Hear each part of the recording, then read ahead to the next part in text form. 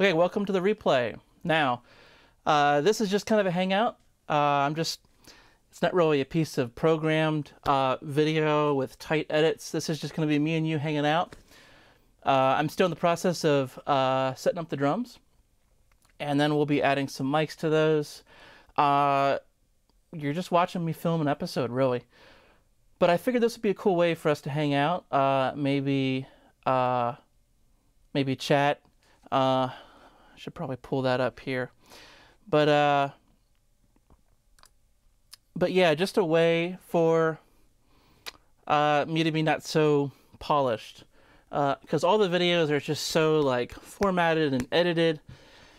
It just seems kind of stale. Like, it's professional, but you know, I am a person, so. So yeah, if there's any problems with audio or anything like that, please let me know, and I will, I'll make adjustments on my end here. So let's see here. I got the chat pulled up. Okay, so I think I'm good to go. So I have this webcam on a stand on a super long cable, so I can move it in and out and bring you guys along for the ride. Let me make sure that I have the microphones going into your feed so you can hear it. Let's see here.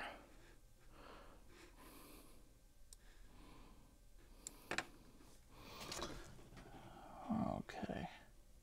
Yep, looks to be good. So if you're just now joining me, this is not a super tightly edited thing with multi-cameras or anything. It's literally just me and you hanging out. So feel free to ask questions. I'm just, cool. Awesome, guys. Okay, touch of lag. Yeah, I mean, you know, yeah, this is the first time doing a live feed in a couple years now. So we'll see how this goes. But yeah, man, awesome. Great on your side. Thanks, Dave. Public nervous announcement. Mark Strickland, Peter Bull. Awesome. Thanks, guys. So yeah, really good to have you guys here. So yeah, we're just going to be hanging out. I'm going to be filming an episode. I figured, hey, I got to do this anyhow. Might as well bring you guys along for the ride. So this is just something cool that I can do. Hey, Adapam, however you say that. So yeah, thanks for joining me, guys. We're just gonna be hanging out, filming some shots, and I will check back here, you know, occasionally, but I'm in work mode right now. So feel free to ask questions. I'll try to, hey Jay, I'll try to, you know, answer questions as I come in here to the control room. Okay, yeah, do a delay. Okay, yeah, I mean, I don't know if it's, yeah, I mean, the delay business, Peter, yeah, I don't know. Maybe I have to do a different setting next time, but I don't want to kill the entire feed messing with stuff. But yeah, man, let's get going. Just go ahead and walk in the... It's so different from a filmed episode, I tell you what. Okay.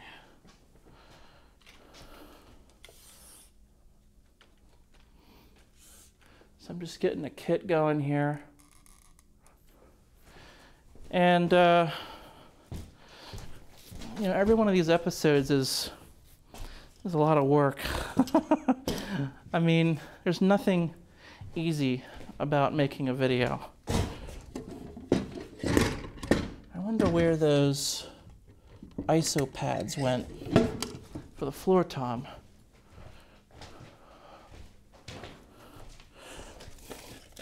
There they are. So I just wrapped up a session last week. Then I jumped in my car, went up to Philadelphia to hang out with the Weather Vane crew.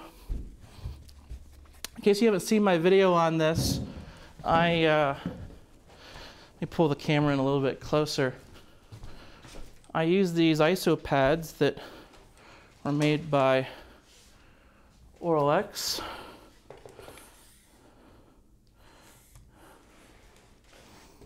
Use these ISO pads, and they're made for mic stands, but I use them for a floor tom. So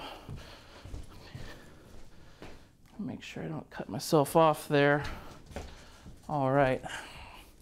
So they're just made for a mic stand, and I put it on a floor tom. Works great.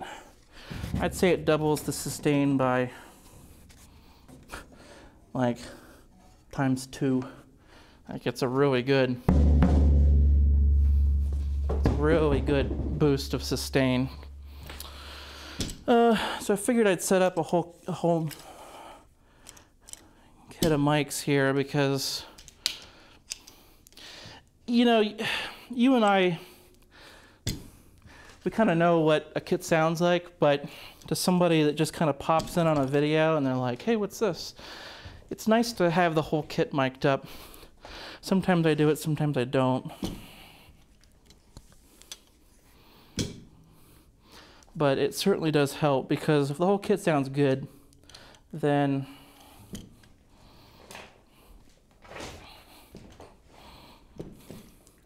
it really kind of helps, you know, sell the idea. And this is the stuff we're going to be playing with today. This is, oh, I'm out of cable. This is the stuff we're going to be playing with today. So it's actually called sump pump tubing, S-U-M-P, but most people know it as like vacuum hose, or either like pool hose, I mean like a pool vacuum. I looked kind of all around for this kind of stuff, and I eventually settled on stuff for a sump pump. I guess if your basement is flooded, you can use this to evacuate the fluid out of the basement. So, but it's I think it's like 24 feet, and then I got a second one, and the second one makes it to 48 feet. But it sounds a lot like you know, in the Matrix when Neo like first touched the mirror, and the mirror kind of like came up his hand, and then the camera went down his esophagus, and it was like, it was like that kind of metallic alien sound. That's kind of what this sounds like, actually. It's like that feedback, short delay with the feedback. So it's a really cool sound. You need compression to really pull it off, because it doesn't sound like much of anything when you first do it. And I played around with it like a month ago, and I'm like, what am I doing wrong here? There's a guy that has done this on the line, and that was kind of my inspiration. I actually already filmed the intro and the talking bits for this episode, and I cited him, Maximilian Schmidt, I think. But he does some really cool stuff with it, and he kind of adds some effects and stuff to it. I'm gonna take it a little bit different direction, but it was such a cool idea that I had to try it, especially after the Garden Hose Reverb. I visited a friend, and I thought, you know, I could bring him freshly baked bread, honeycomb wrapped in wax paper, maybe a bottle of whiskey, but instead I gave him the gift of Garden Hose Reverb. I wrapped up a nice hose, and he got a deluxe Garden Hose Reverb. I wasn't sure if he liked it or not, but okay, so what do I need? Kick, snare. Let me check the chat here, see what's going on.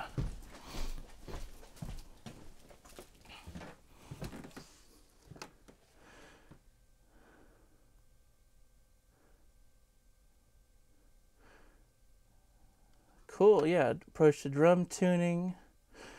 Yeah, I could totally do that. Cool. Okay. Awesome. Just want to make sure you guys aren't asking any questions. And if you have a question, you know, type it in.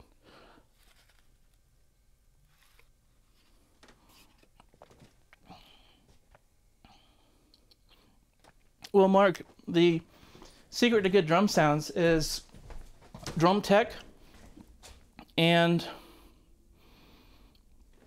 microphone positioning, starting with the overheads. And then from there, you fill it in with the close mics. When you have good drums that are somewhat open, you don't kill the drums, then there's a lot more to capture from the mic. What am I doing? M88 maybe? So I keep my drums kind of open, and including kick. And then you could muffle kick actually, but say toms and snare, right? A lot of people muffle the toms, but you're not muffling necessarily just the sustain, you're also affecting the attack. So when you muffle or over muffle, then you have the attack of the drums sounding a little funny. That's where people start talking about tubby tones and tubby sounds and all that. And then it's hard to fix. Then you boost the high end and the mic, and then now you have a problem with cymbal leakage. And then now you're wondering what went wrong. Well, it was the drum muffling. At least that's how I would approach that issue. So one thing can lead to another, and something as simple as drum muffling can affect the cymbal leakage, because you want enough high end coming off the drum in the first place, nice clear sound, but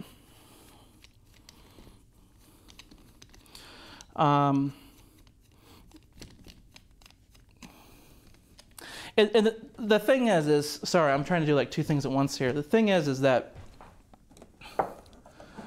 the ring, like a snare drum, the ring is like not necessarily bad. I mean, it is bad if you solo the mic, sure, but it's not necessarily something that would ruin the mix. And there's certain rings that are like really obnoxious.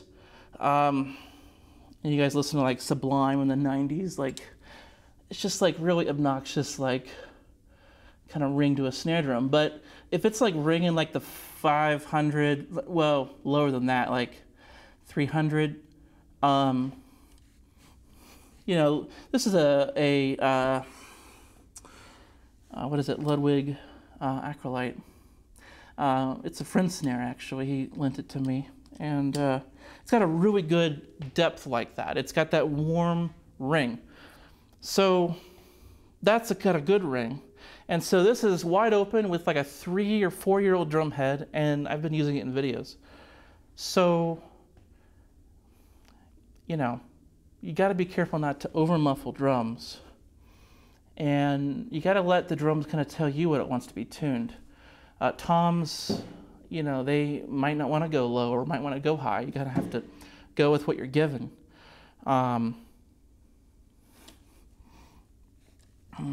So, snare. But you get that good open tone. It sounds good. And the more nicer drums that you get, the less you have to muffle. So, better drums mean less muffling. I don't even know what I'm doing. I'm just like all scatterbrained right now.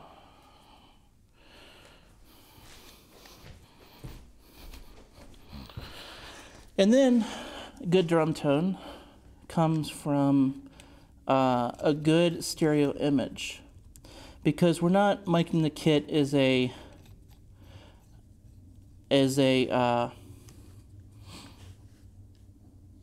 you know, multiple drums played by separate performers. It's one dude playing the drum kit. So you get the overhead, and that kind of tells you what the picture actually is. So depending on how you shape and angle the overhead determines everything else of kind of what, it's like everything yields to the overhead. Even if you have the overhead off in the final mix, that at least gives you the foundation that you can color in. You can color in the lines like a coloring book. Then if you want to take the cymbals way down in the mix, you can erase the outline, and then you're left with at least the core drums. Then you at least have a good picture. If you're not a drummer, you don't know this. Like, you don't really know like the balances, and even me as a drummer, I have to know how it's balanced by the overhead, just to know that, like, is this a cohesive kit or not? Okay, so we have a couple new guys here. David R, the YouTuber, did these, did a video on these Pyle mics, P-Y-L-E, and he gave these to me. They're like a $10 or $15 SM57. We're gonna try these in the pipe today.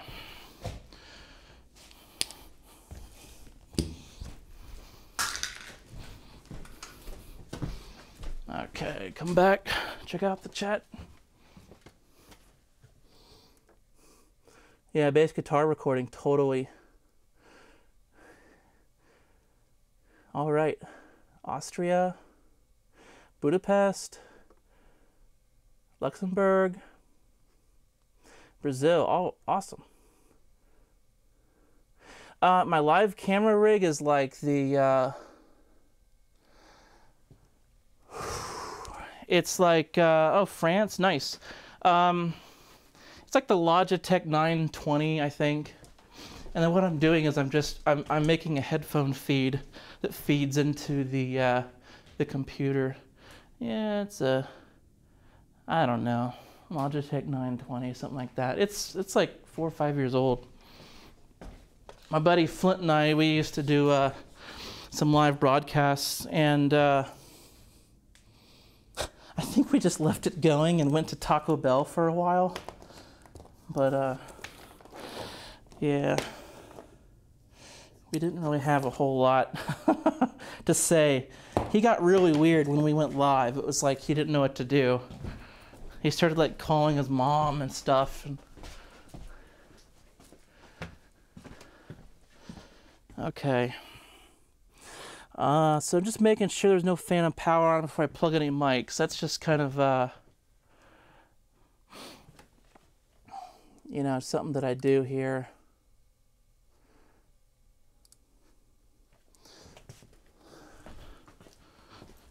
Okay, everything looks good.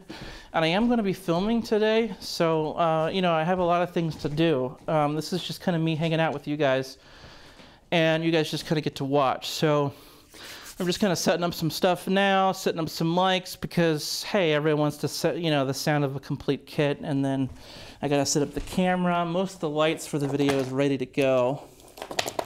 I kind of have the whole place rigged right now for video, so I don't really have to mess with it that much. I just hung a few lights, like I hung that light. I'm gonna hang a few others.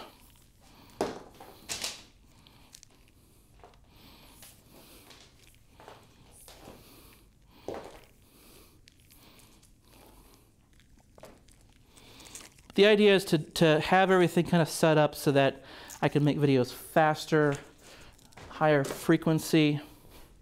I have a whole rig set up for the window shot here. So this is ready to go. This is where I do the window right here. And you know, before that took me, like, I hung all this stuff, and you know, so it's all ready to go. It took me like 20 minutes just to hang everything up. And so it was you know, it was a complicated shot. It had to be just right every single time. And so the idea is you got everything set up now, and it's ready to go, and I can use it more often. Kick.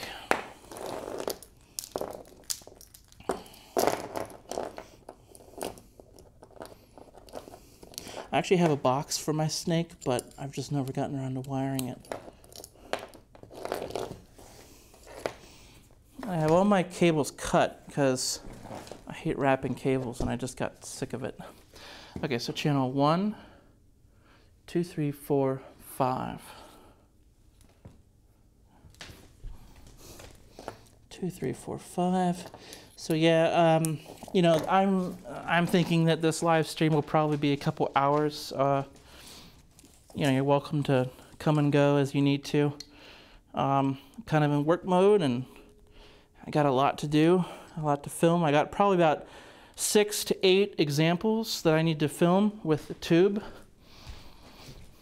We're gonna do the tube open.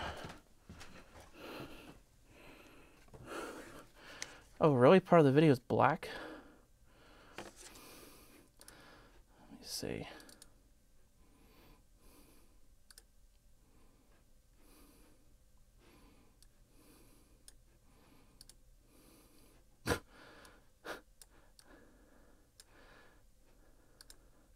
There we go. Thanks for the catch on that.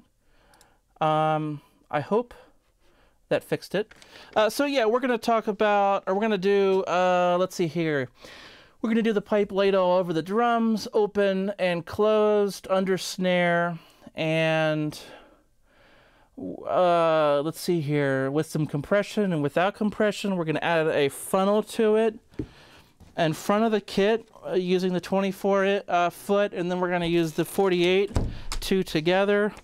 And we're going to use discrete hoses, which is kind of hilarious because discrete, you know, you think of like transistors or something versus like integrated circuit chips or something, but discrete meaning just like one mic, a hose, another mic, and its own hose, versus a hose and then 2 mics in the same hose. So yeah, discrete hoses, open and closed. And then we're gonna also, I don't know if I'll do it in the middle of the live feed.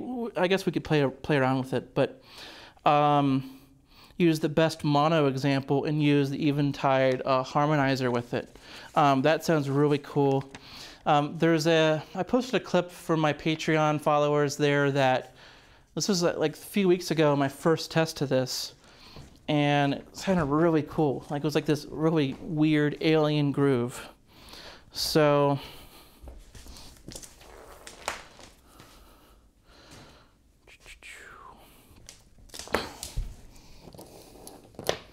okay, kick, snare, snare under. Okay, 1, snare under.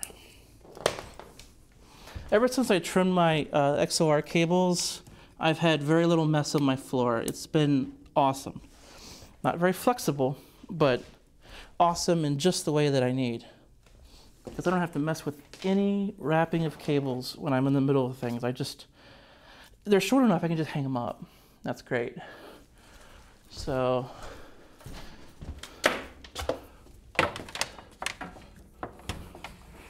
see here, room. What is this? This is snare. I have them all measured to arrive at the base of the kick drum here.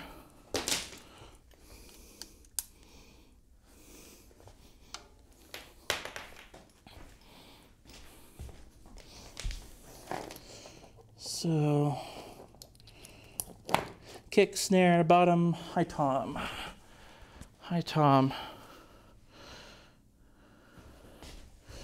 I don't know where that cable went. Guess I'll reuse this one.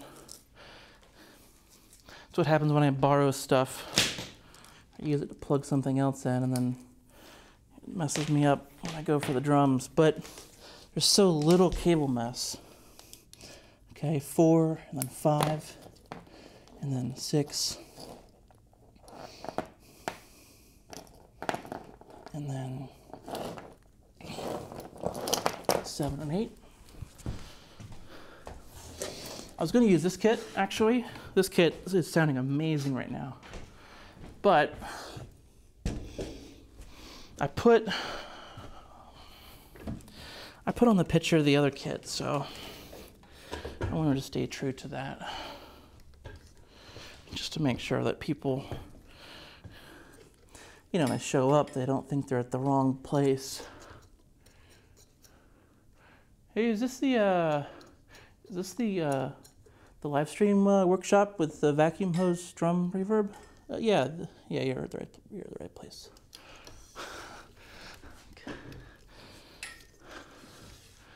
Okay, overhead. 6, 7. No, this is 7, 8.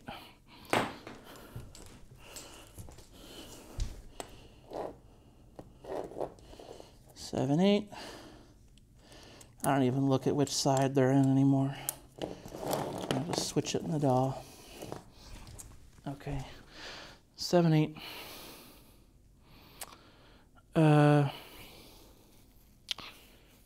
You know what? Maybe I want to do that and the other preamp and leave the channels.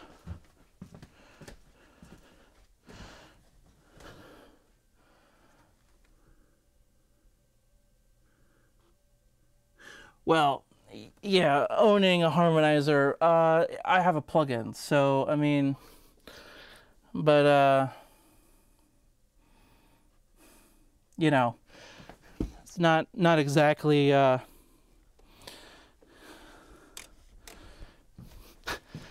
you know, I've never had one of the real ones, but yeah, somebody said about the loom for cables. I know, like electronic drum sets, they do that where like everything is like tied into the stand, so there's no extra cables anywhere, and then like you go to move something and you can't do anything. I had to play an electronic drum set for a gig once, and it was terrible. That was like 12 years ago. Okay. That's the last time I touched an electronic drum set. It was like 12 years ago, I think. Okay, so kick snare over, okay. So yeah, so now what I need is the pile mics. In case you missed it, these were given to me by the YouTuber R. David R. They are like $15 SM57 knockoffs, PYLE. And they're really light. I bet you anything, they're a little brighter. I was gonna say, I bet you anything that sound kind of like the transformerless SM57 because they don't have a transformer in them.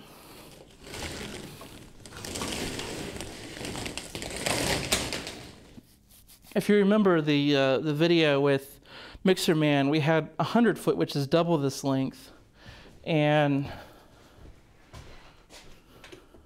it took up nearly the whole room. It was ridiculous. This takes up much less room. Okay, 2 mics. We're gonna see here. The first experiment is later just lay them on the drums.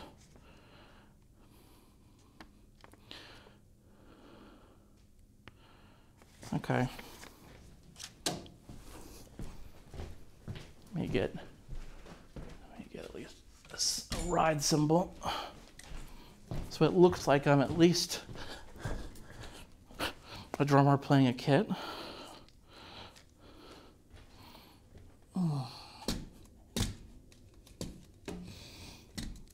These drums, my friend Robert,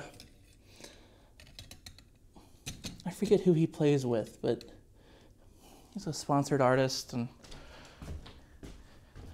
he said on Instagram, he's like, wow, good looking kit. They are a 1972, I believe, Ludwig Standard, which is the same drum shells as the Ludwig Super Classics, which is what Ringo played. So it's a great way to get some classic tone. And the kick sounds amazing. Not every time, not every day, but it really does have some nice stuff that you just can't get. It's like just enough low end, but not muddy at all.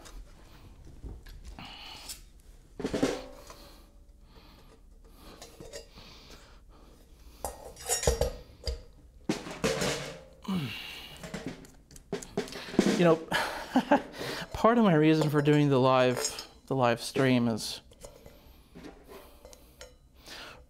when I know people are hanging out with me, it's like, yeah, let's get something done.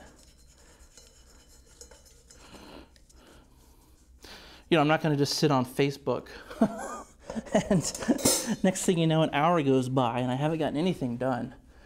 But with this, it's like, all right, let's do something. Let's make something. All right. Okay, this is like not even like, it's a really weird feeling kit. It's like kind of all out and stuff, but whatever. It'll be good enough just to hit some demos.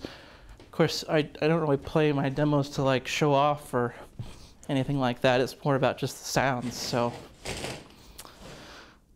Okay, so single.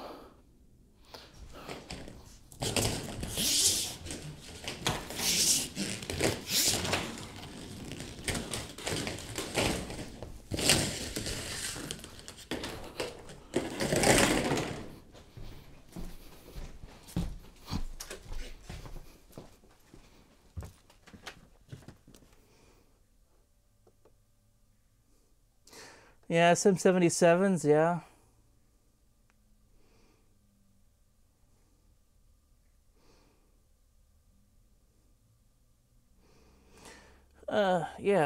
Yeah, Peter. I mean, yeah, I haven't tested them enough as far as the brighter than 57s with a little bit SPL handling. Suka, I mean, sounds with very experimental sounds, like weird but good sounding stuff. I mean, just try to listen at low volume so you know your tone is good. If it sounds good at low volumes, it'll sound great at a high volume. And so if you're trying to judge sounds you're not familiar with, try to use the best equipment that you can possibly use. Try to use the most minimal amount of equipment if you can to get the weird stuff. And then monitor and check your sounds at a low volume to see how you like it. So for example, you could put a harmonic, like a harmonica mic, like a lot of these amps, you know, they have like a harmonica input. So you could put a mic on the kit or as an overhead or, you know, kind of in the Moses Schneider position in here, and then plug it right into the amp, you know. That'd be one example versus recording that, then reamping later, then, you know. So that's one example of like smaller signal flow. Okay, I gotta think how I'm gonna do this.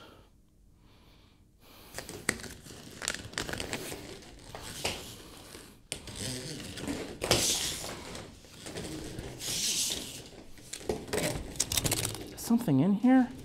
Oh my gosh, look at this. There's a toy car in here.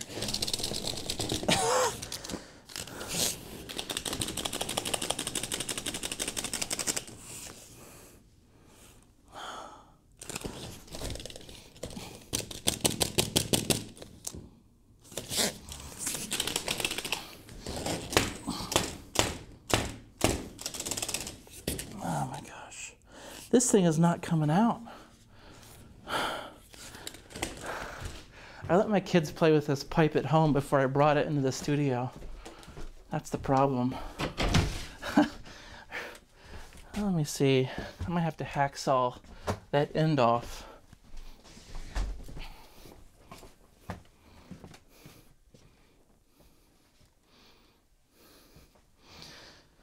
Yeah, I think a mic cable can pick up vibrations, sure. But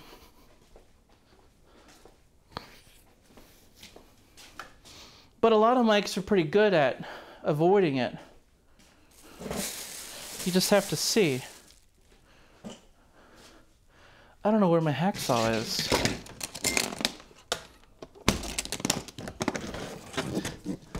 It's amazing the amount of tools that you have to have around. I'm just going to use my wood saw on this thing. We can afford a few inches. Hilarious.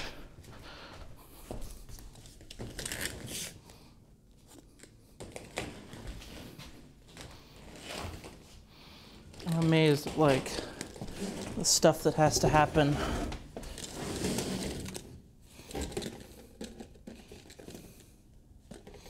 Okay.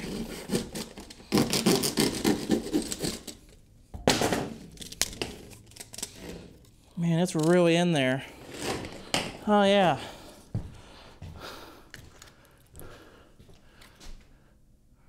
Yeah, that was one of the cool ones. It's part of my son's birthday present. Sure he'll be happy to have that back. Okay. So I have some foam.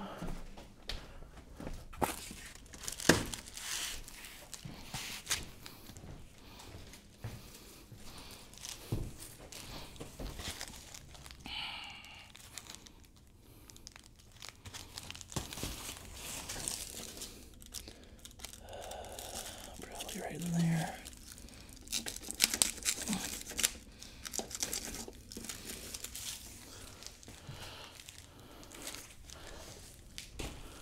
This is just foam that you use to protect your pipes from freezing if you have that issue where you live.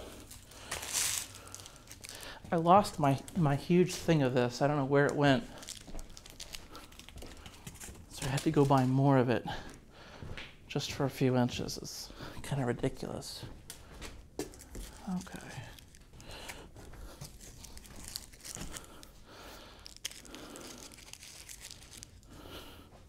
So I'm using these pile mics just because I have them.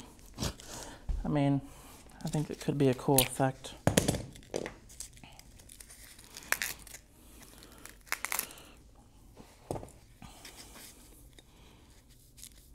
Let's see how this works.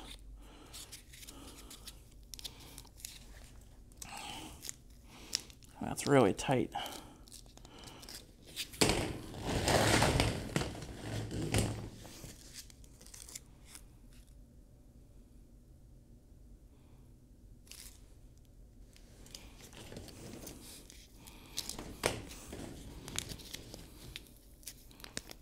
I can do it. Whoop. No, maybe I can't do it.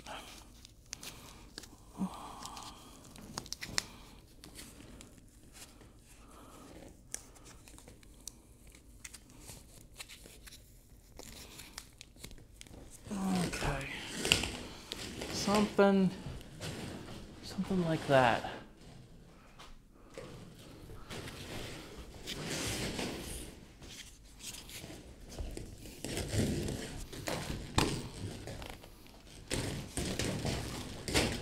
Oh, it fell out.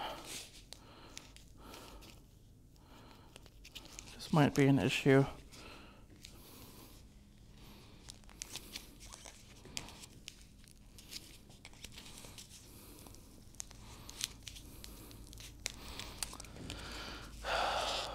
This is going to be a pain in the rear. I can already sense it.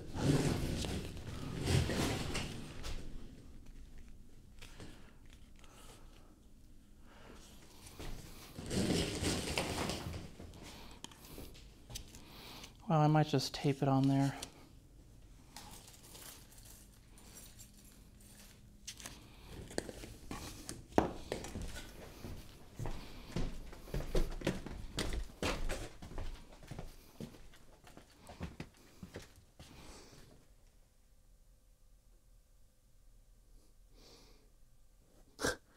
Yeah, add Hot Wheels coloring.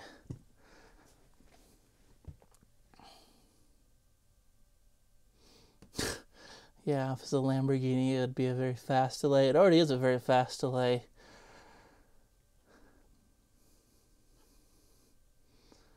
Yeah, you know, it's funny. You get your gear sabotaged too. Uh,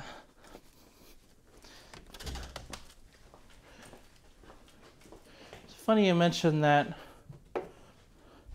traffic cone because one of my things that I said was a funnel, so maybe I'll use a cone instead. I have a traffic cone. So we'll give it a shot. Okay. Tape.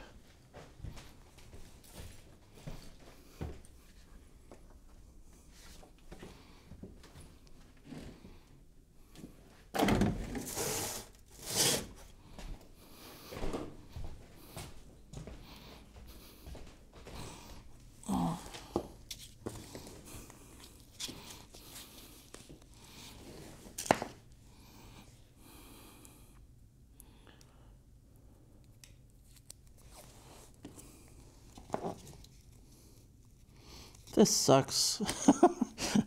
I mean, I could really use some like really wide tape, but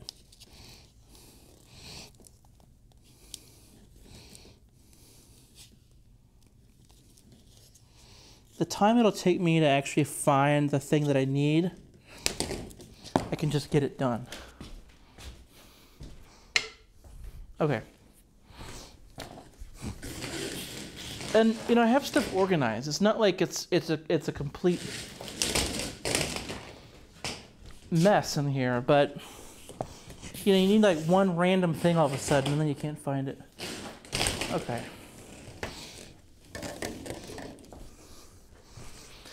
Somebody asked about sound going down the mic cable, and you know, nobody mentioned this is that in the garden hose it was sitting on the cymbal stand, and I thought for sure people would like rip me apart for the cymbal sound rocking, and you can actually hear it.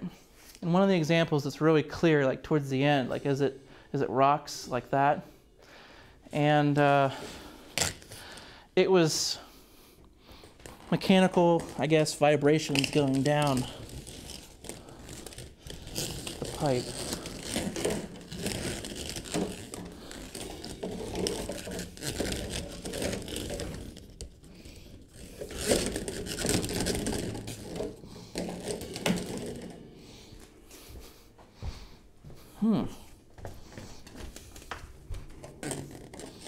Definitely looks pretty weird.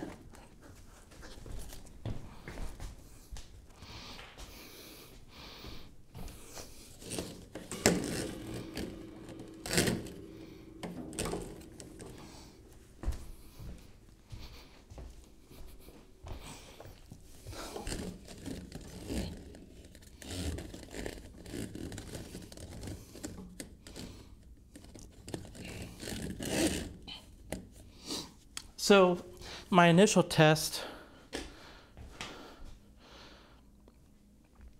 this is a few weeks ago, I just did a very, very quick test as I had the end of the pipe going up into the snare. I don't know why I did that. I really don't know why I did that, but we're going to find out because there's a reason for it. I guess I wasn't getting enough.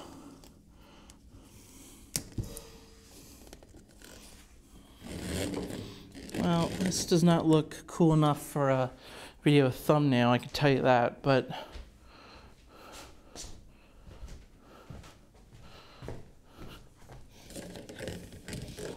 I'll do.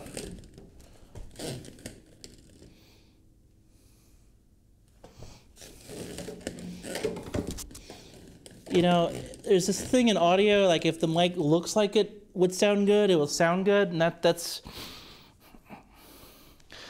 what I'm kind of chasing after. I don't know. I'll just have to try it.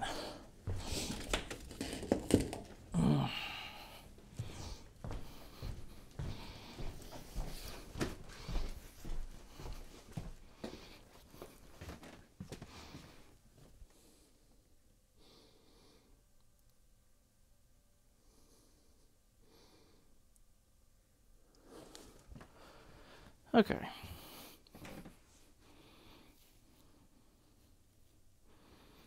Yeah, for drumsticks, I like barrel tips. The Vic Firth SD4 is a favorite of mine.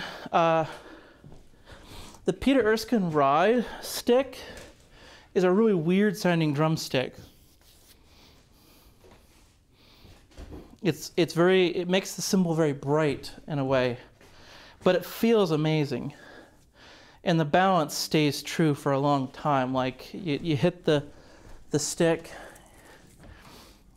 you beat with it for a while, and then, you know, it kind of falls out of balance. At least most sticks, they don't feel the same. Well, the Peter Erskine seems to keep its feel for longer, but it didn't really sound that good, at least in my opinion.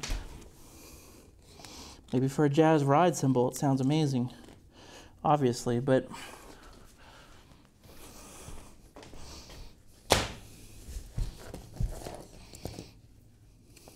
SD4s, barrels, the AS5A I like a lot too. 7, 8. 7 left, audience left, 8. AS5A is a ball tip, I think, but it's another stick I've used a lot. 9, 9, 10. Already checked for phantom powers off on that, and then this will go in the second hose when we need it. So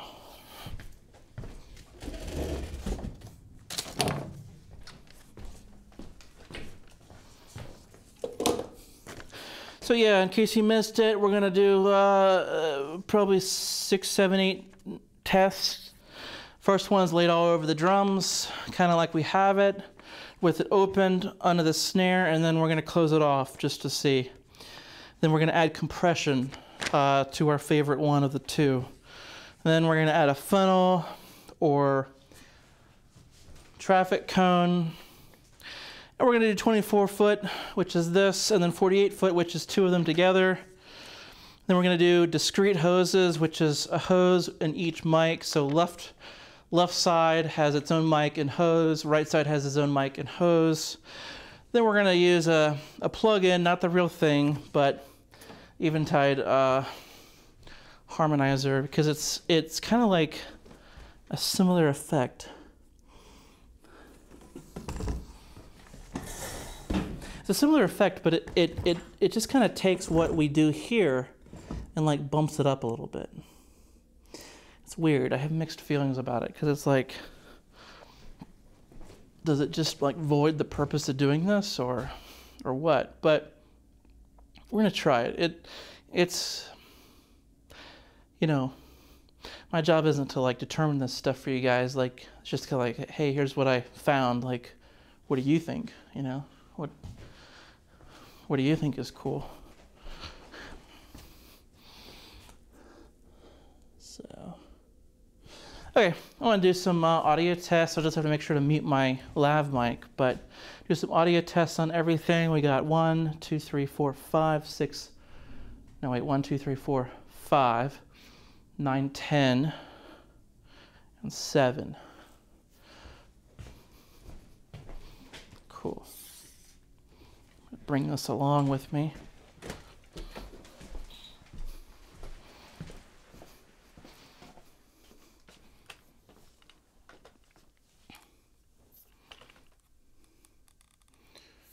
Okay.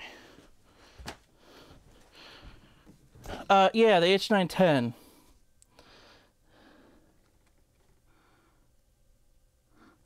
You like vibe balance? Yeah.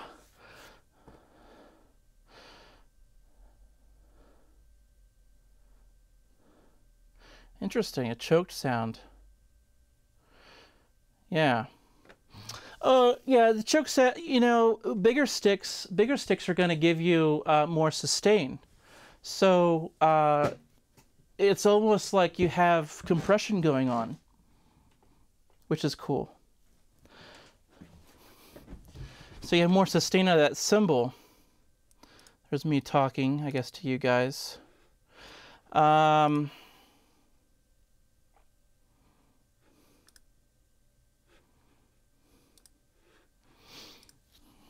Okay.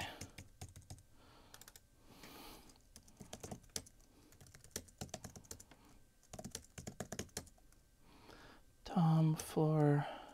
This is pipe 1, pipe 2, and this is overhead left, overhead right. I've been using Logic for a few months now. Eric Serafin, also known as Mixer Man, he uses this, and he turned me on to it, I guess. You know, it's nice to just have a DAW that you can actually look at and see what's going on. Reaper was cool. I had a really hard time visually. Like, I was constantly getting lost, it felt. And it kind of like Reaper has so many options. It's like, well, I don't know, like, what, like, you can make it do whatever you want. But for me, it's like, well, nice, but which one should I do? What workflow should I use? Like, I just want to learn a workflow. I don't want to have to figure out a workflow completely. Logic kind of tells you, like, kind of how to, you know, it kind of gives you these prompts of, like, what it's doing, and it kind of makes you feel like you have to kind of do what it wants to do. But at least it's a workflow. You can learn it. You can learn its little idiosyncrasies. Okay. Kick. Kick. Snare. This is just going to be a guess. Under. Yeah. And then high tom. And then low tom.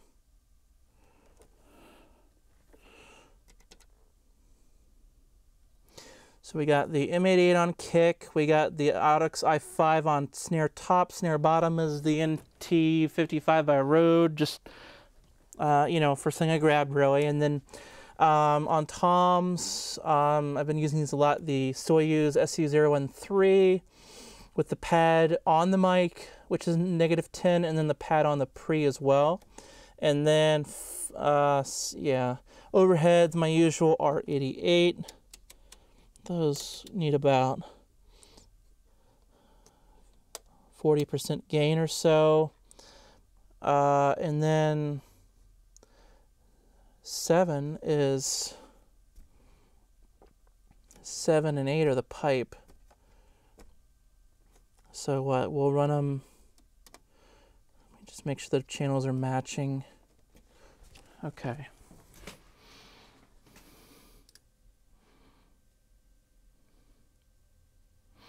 Yeah, I thought about Studio One.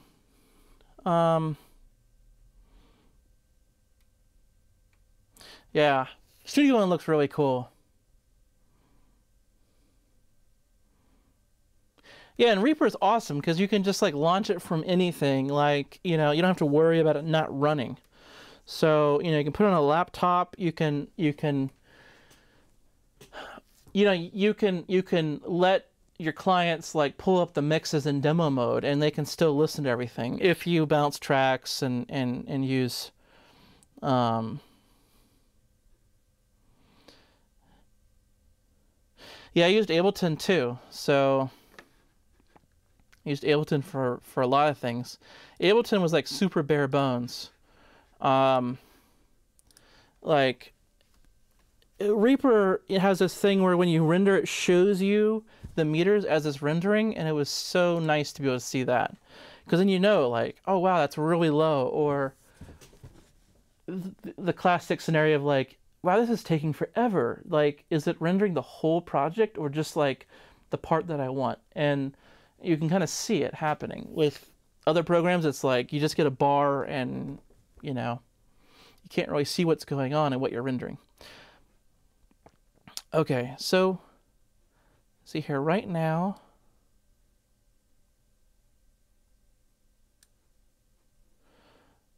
I'm just gonna give you guys, I really don't know how to do a mix on the fly. I'm just gonna give you a little bit of overhead.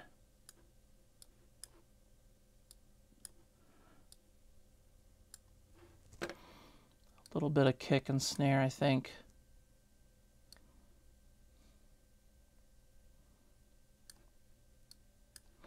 I mean, I really don't know what this mix is gonna sound like for you guys, so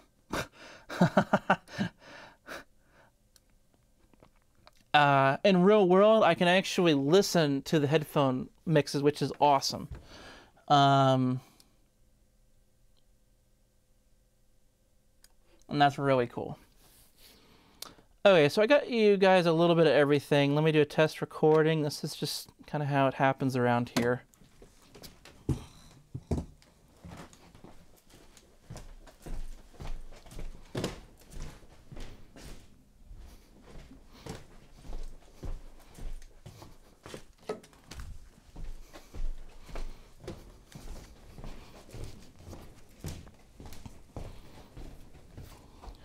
See. Some sticks. Any stick will do.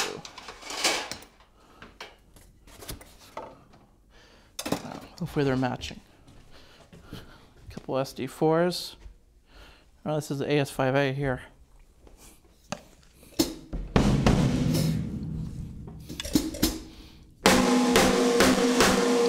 Oh, sorry. Yeah, turn the mic off. Turning the lav mic off now.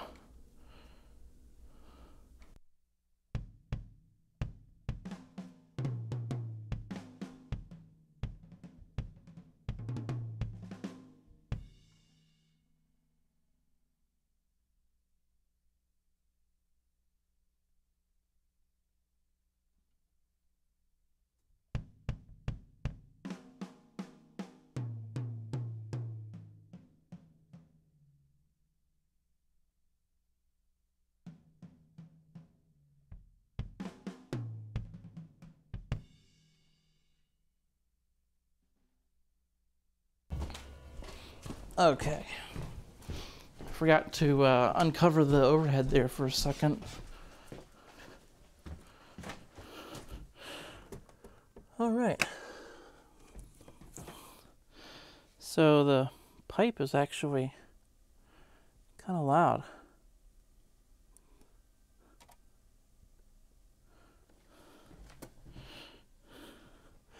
Tom and floor, kick, snare, overhead. Cool. One more time.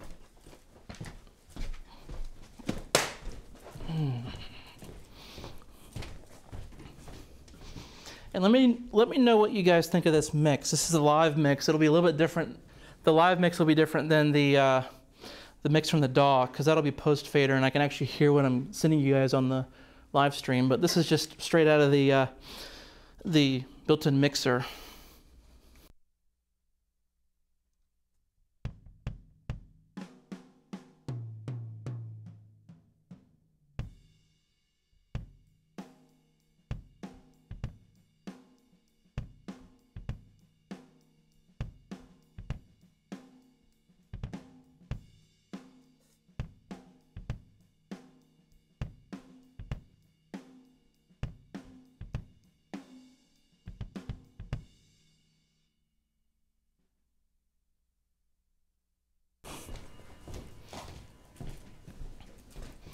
I got to meet Clyde Stubblefield once, drummer for James Brown. And I said, "Man, you know the pocket." And he goes, "Yeah, I try to keep it in there." True story. Met him at PASIC 05, I think.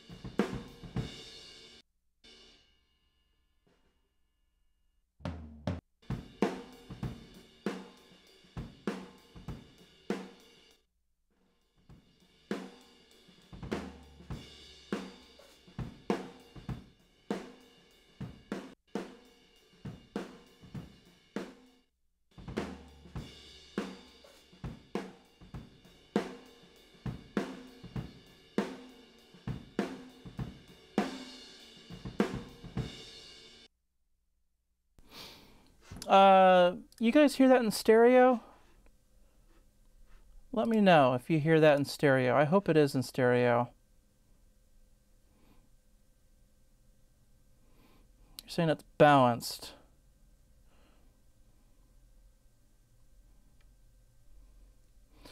But, let me know if you hear it in stereo.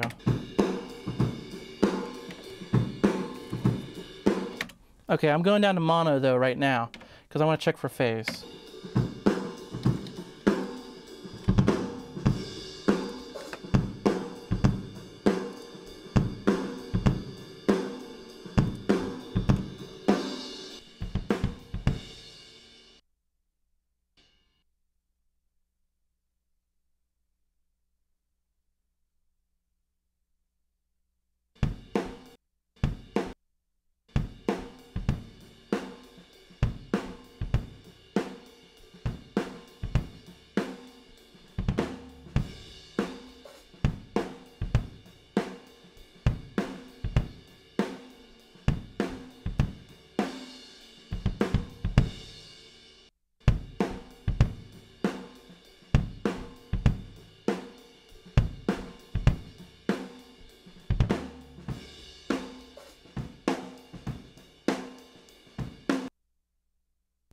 That right there, that's out of phase.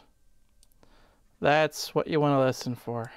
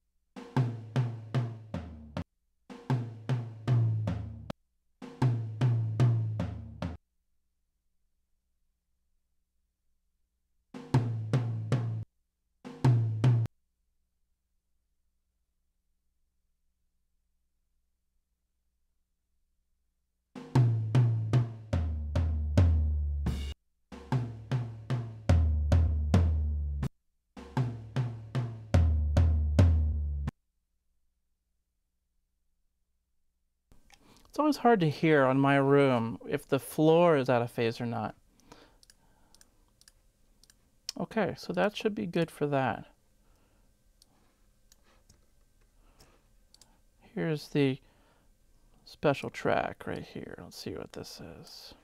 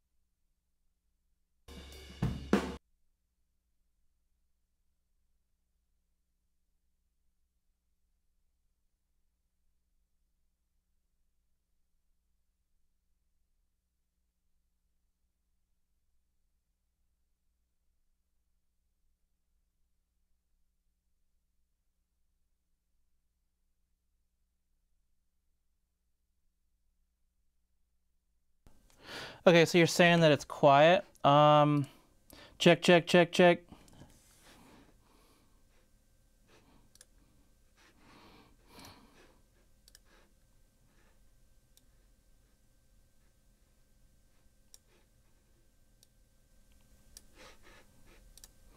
Check 1, 2, check, check, check.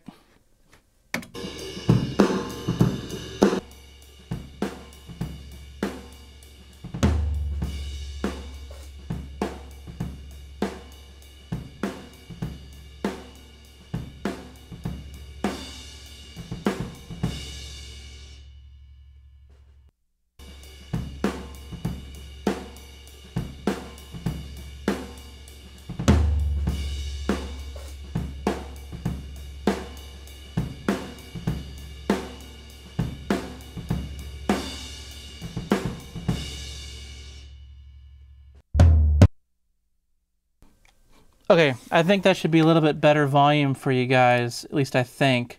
Check, check, check. I bumped it up several dB. So yeah, what do you guys think of that? That's, where am I? Here we go. But mix and comparison was, okay, yeah.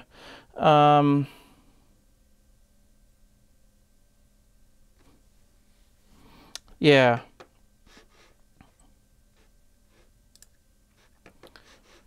Yeah, well, the everything's kind of like, I got a master here for this. So let's see, I'll take down the talking just a touch. I'll bring up the DAW just a little bit.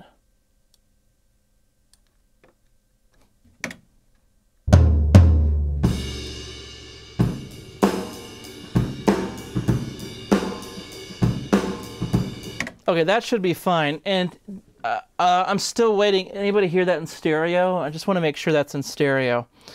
So that sounds cool. Here's the pipe.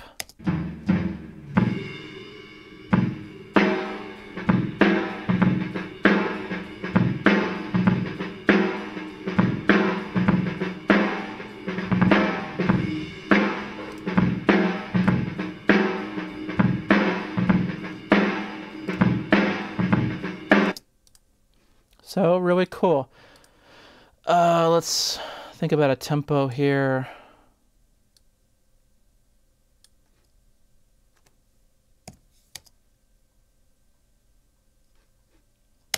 Yeah, that'll work. Okay, I'm gonna set up the camera to actually film something here. That's pretty good first test. Stuff is sounding good, I think.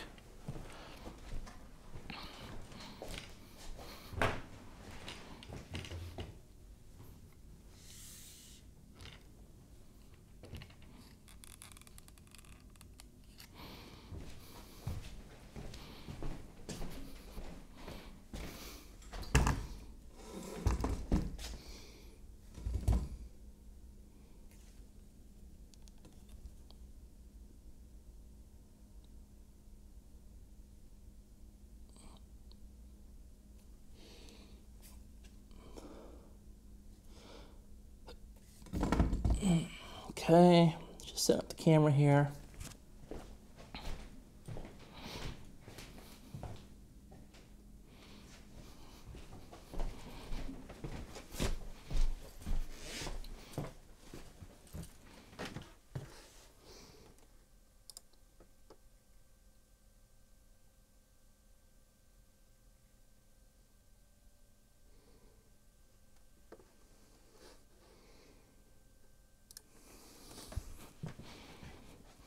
Okay.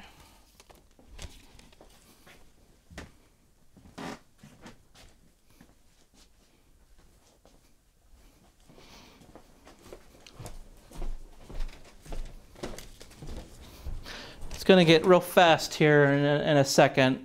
It's been kind of a slow pace so far, but it'll speed up here.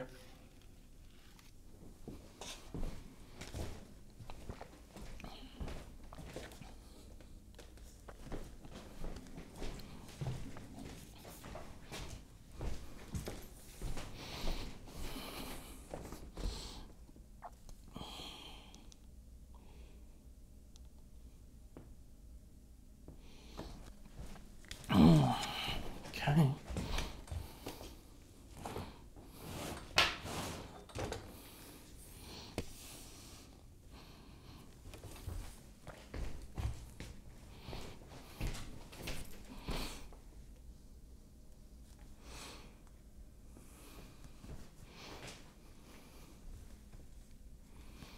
Man, there's a lot of light.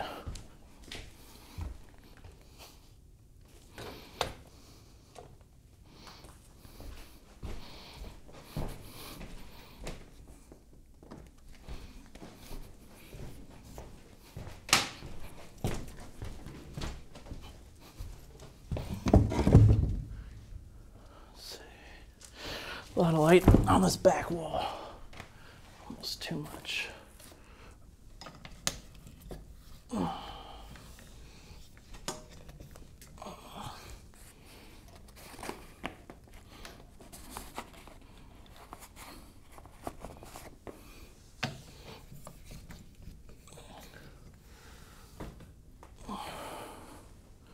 The smallest things can really make a big difference. It's like moving a mic on a guitar cabinet. You can go in there and fix it, or you can try to fix it later, but it'll never be the same. Yeah. There you go. Yeah, that's it. Okay. Nice glow on the kit.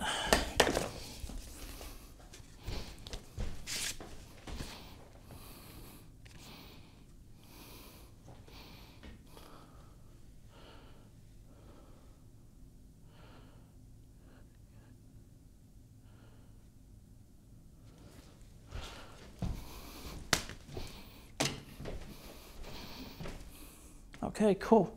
I think we're good. Let me go hit record on the DAW.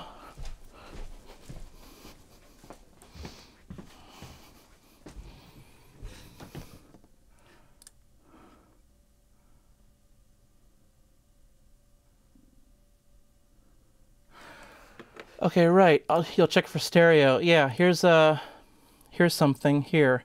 You should hear this in the left.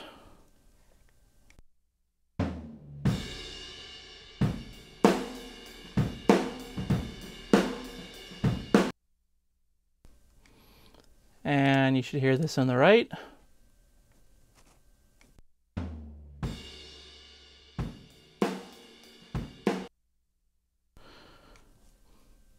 And this should be in stereo.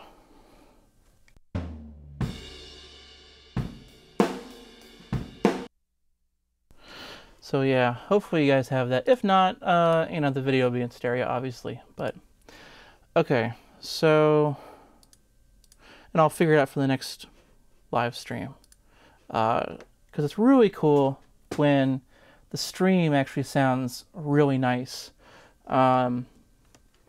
because you're ignoring any camera audio at all. You're just going straight through all the mics.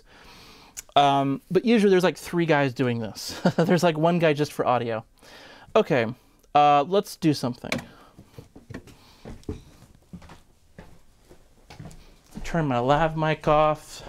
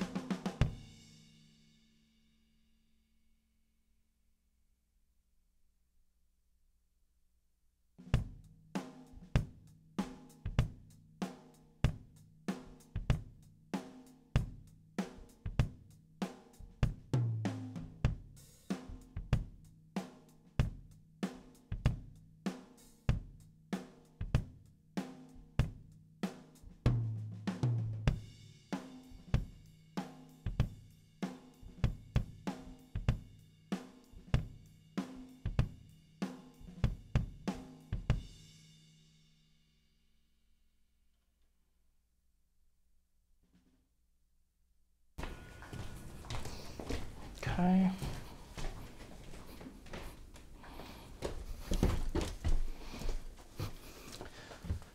Okay, this was open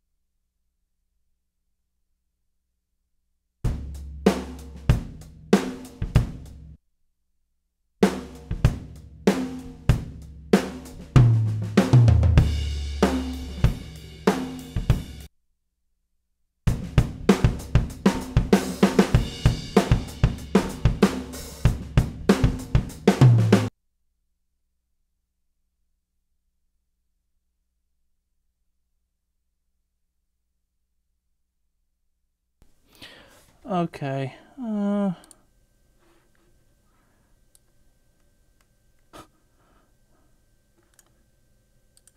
Let's try that one more time.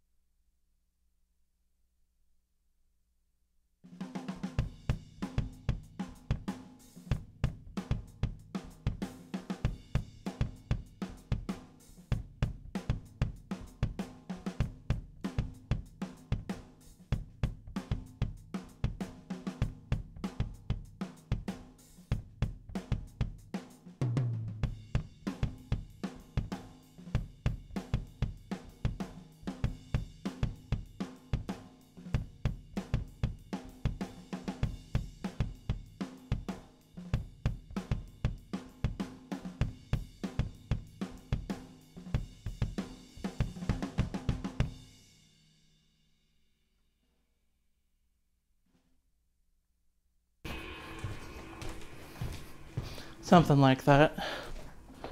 Yeah, cool. Let's see what this sounds like.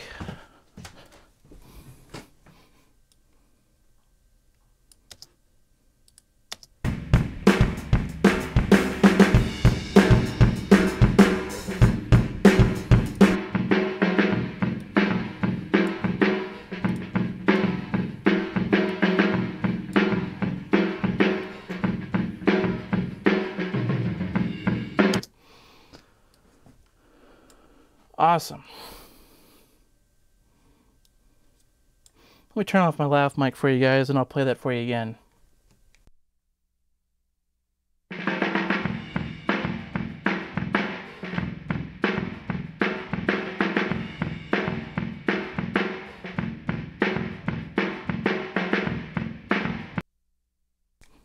So yeah, it's like in the Matrix when Neo got sucked into the mirror. You know, the mirror like went up his arm and stuff, and he woke up. Yeah, it's like that weird like robotic delay with feedback kind of sound. I'm gonna render the well.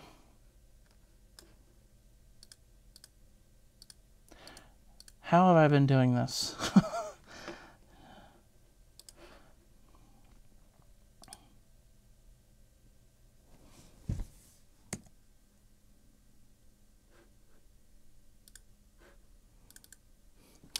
Right. Okay. This is 24 foot open under snare. Okay.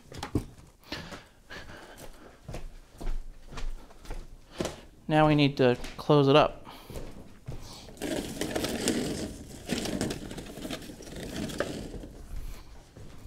So we got some foam here. I'll close it up. One variable at a time. Just to see how much that actually does.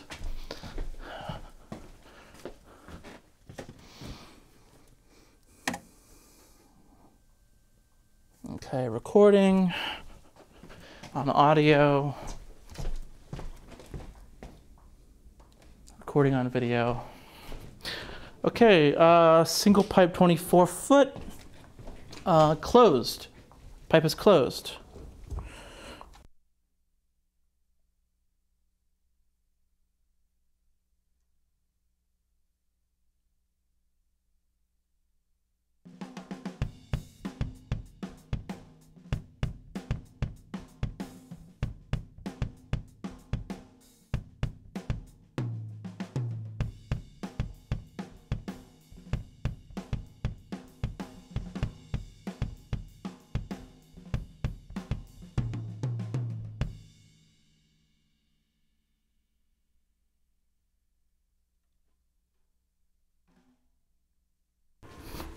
Okay.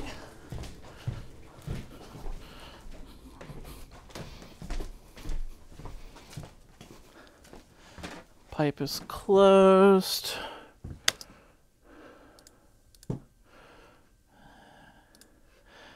Add a marker before I forget what that is. This is 24 foot closed under snare.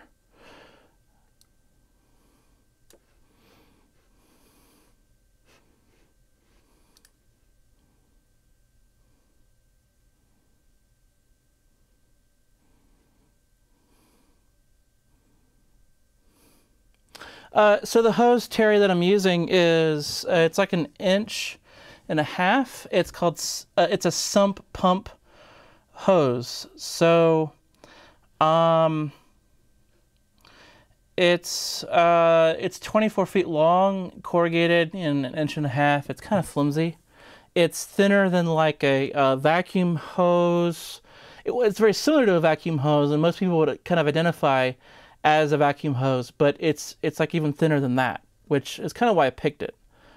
So it's really, really similar to like any sort of vacuum hose that you might see. Yeah, the tuning of my toms and my course. Yeah, I just had a sale go on one of my tuning courses that, well, one of my courses, and it happened to be on drum tuning and drum tech, and I tackle a really kind of junk. It's not complete junk, but it's definitely not in style, and it's just this kind of old drum kit that is not really current sizes even. Like it's just kind of old and dated. But we tuned that and muffled and tuned it, all that, and it sounds amazing. Now these toms here. What's funny is that I did some drum tech for the guy that owns this kit, and that was 5 years ago, and these are the same heads. And you know, it's not my kit, so I'd love to get some fresh heads on it, but these heads are actually like 5 years old, maybe 6 years old. So it's kind of crazy. Again, like good drums, they can be a lot more forgiving. Of course, a lot of the tuning is in heads, so you know you get good heads, and like they can really do a wonder. Just some basic tuning and fresh heads can do a whole lot. Okay, so let's check it out. Oh yeah, I was gonna see if I can get you guys the view of my screen. I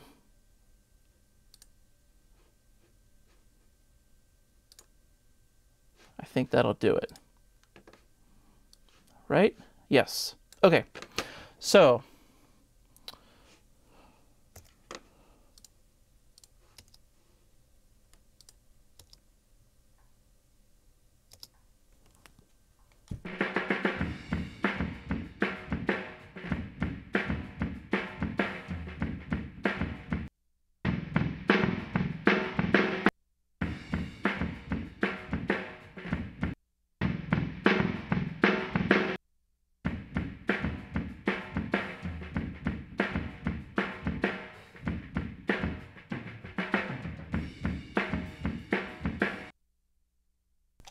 okay, second one we have it closed pipe. Here we have open pipe, and we lost some volume for good reason because it's clogged. So compressor is not working as hard on the second example, so we have to adjust for it to be fair. Let's see here.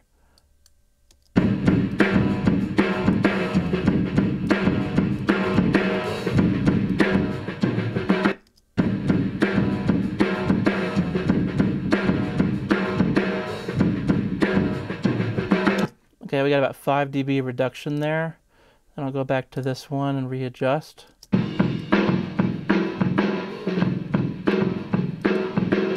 Wow, looks like I need more gain. This open sounds way cooler. There's just more boing to it. we got to have that boing. So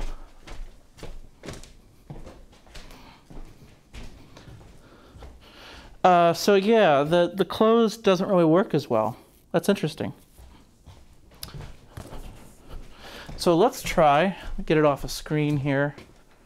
Let's go back to the camera. How do I do this? First time using this stuff. I mean, last time I did a live stream was like 4 or 5 years ago. But okay. Now the next on our list is open, and in front of the kit with a funnel, we're gonna do in front of the kit with a traffic cone. So we'll have to get that set up here. That's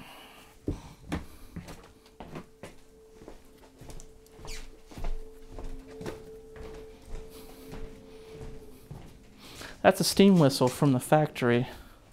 I live in a small town, and well, Asheville is literally 15 minutes away, so we're not that far from a very kind of cool and exciting city. But this town is very like, it's just very not even traditional, but it's just working class. It's like Bruce Springsteen, you know, would live here.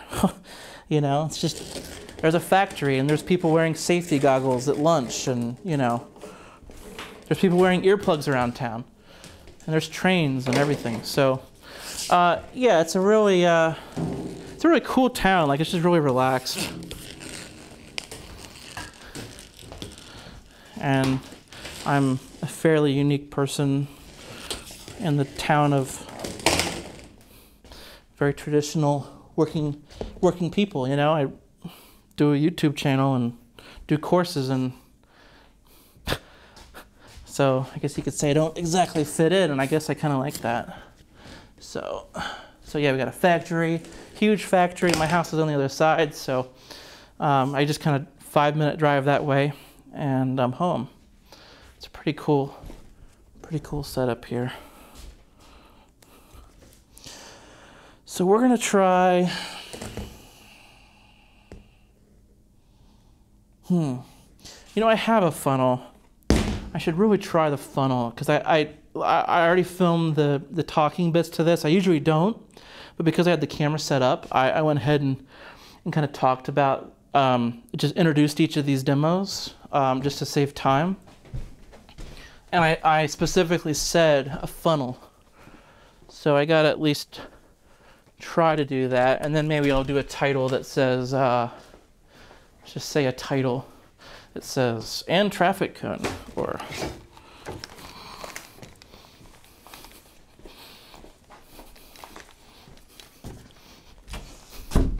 titles can really save your butt when you don't say the right thing. There's always narration too, if you have to really introduce it. So here we have a funnel.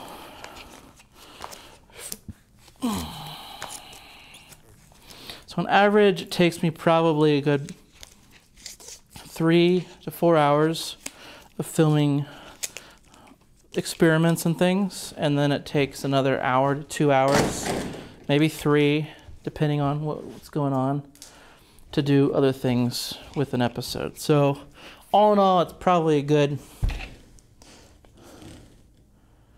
man, that's small. You know, it's probably a good day to 2 day affair of filming, and then you know, between 6 hours and 12 hours of editing, just to make sure all the transitions are smooth. Then it's worthy of living on the internet for the next 5 years.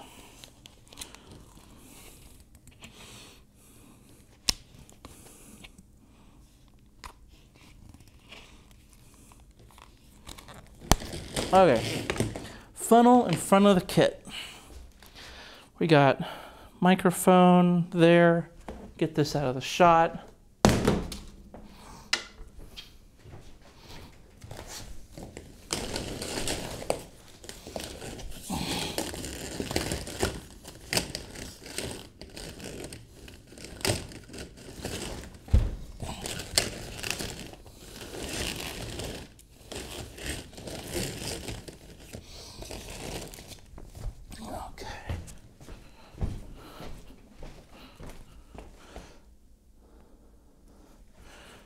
we're gonna go low.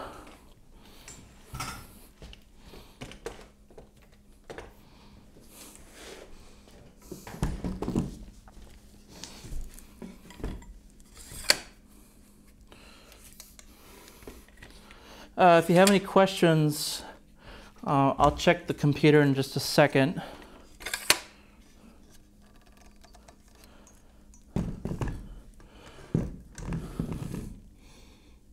Yeah, I think that'll work.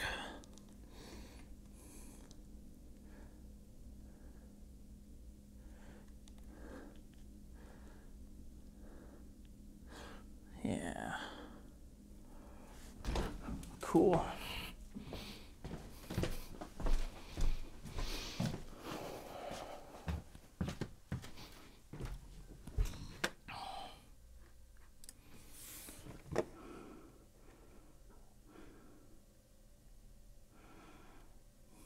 Cool.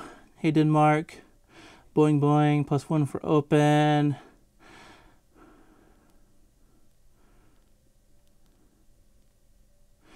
Yamaha 5-piece birch kit. Yeah, video protection is really long and hard. Everything about it is kind of a pain in the butt. Like wherever you have to have a light, there's always like junk there, and you got to move the junk just to put a light there. And then if your lens is like too far zoomed in and you can't zoom out anymore, then you have to like, you know, move everything just to get everybody in the shot. 5-piece birch kit, you know, yeah, I mean, but keep in mind that that kind of kit is all over the place. Like, if you know, if you want to get it new, that's fine, but there's probably a lot of those kits out there. So that's just something to consider, is that that's probably a really common kit that you could find, you know, like recording customs and stuff. You could probably find for a decent price. And they've been aged in a really nice way over 30 years. So, you know, that's something to consider. And it's been a buyer's market for a long time for drum sets. Just because it's hard to sell a drum set if you look on Craigslist. Okay, so pipe, floor, tom, yeah, okay. So this is funnel open in front of the kit.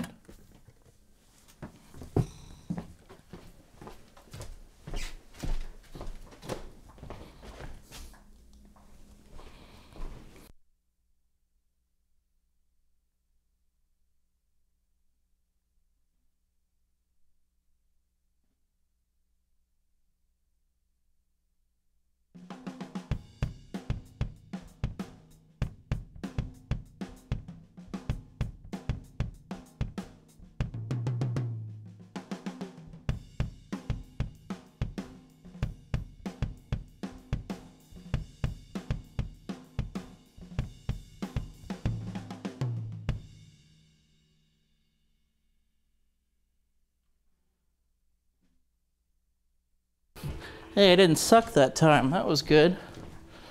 It's hard to play like drums without a song. You have to like envision something interesting happening.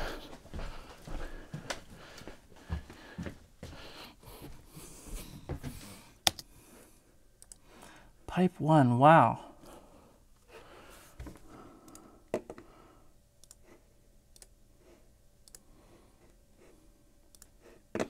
The volume is way down.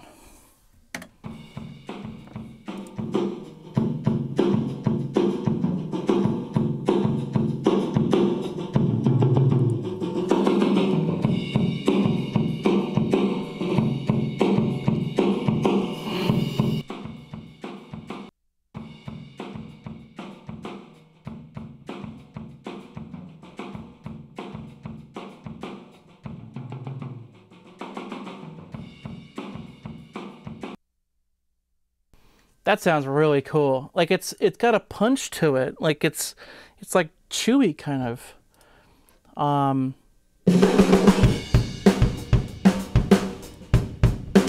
Why did that just start playing?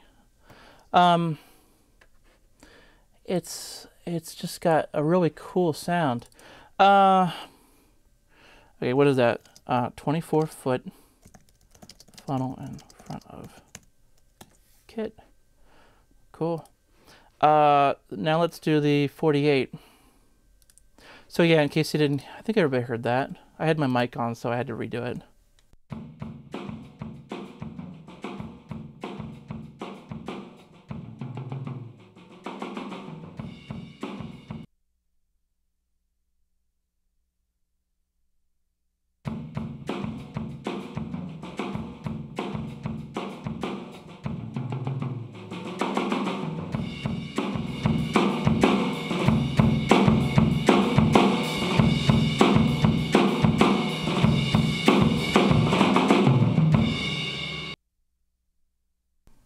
Yeah, interesting sound, like really cool. Here's a previous one. This is, I'll play the other two actually.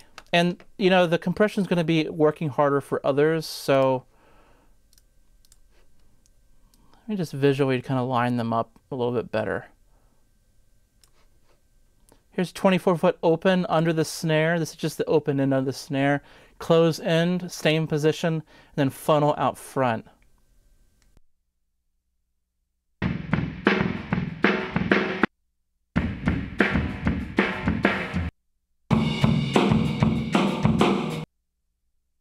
Really cool. Like that is like, I think a little more like usable. There's something in that. There's like more frequencies to work with in that.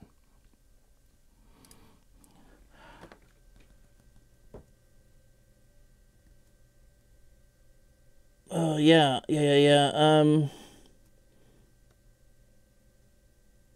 Oh, cool. Thanks, Terry. Yeah, I want to say I know your name. Like, I see a lot of names that I recognize. I just, like, a lot of times I'll recognize people by their picture. So there was this one guy, has a bearded baby.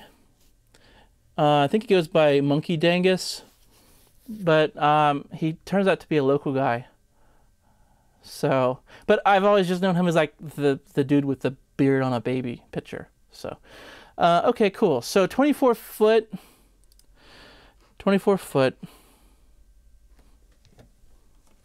So now we just need to make it longer. I guess you guys can see everything okay. Now this is potentially where it could get really cool. At least I think.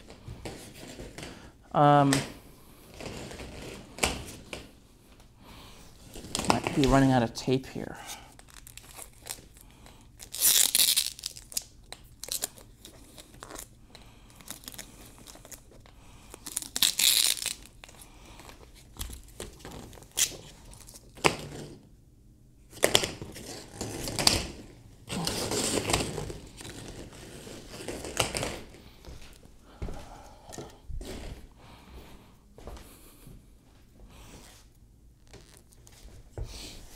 So the cool thing about this stuff is that you could get a longer sound without all the hassle of what me and Mixer Man, aka Eric Seraphin, did, because that is just ridiculous. It takes up the entire room. I want to make a delay unit that just sits up in the attic. And I was going to actually do that, like this week. I was thinking about showing that, making a video about that.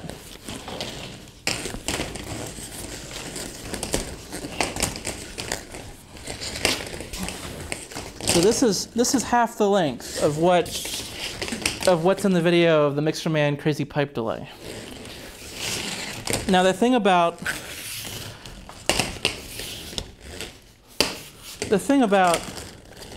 this stuff is I've noticed that the narrower the diameter, the more like a reverb you get, and the wider the diameter, the more delay-like qualities you get, which is cool because you can choose. I need more tape.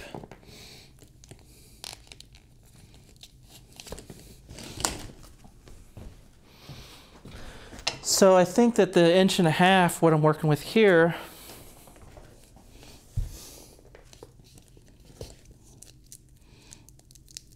I'm gonna have to go find another roll of tape.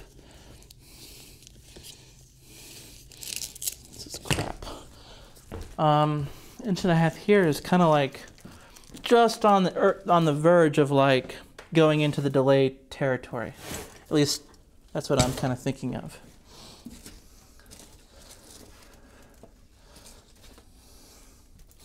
See, so like this is the corrugated stuff. This is the corrugated stuff. This is 4 inch here. This is 6 inch here.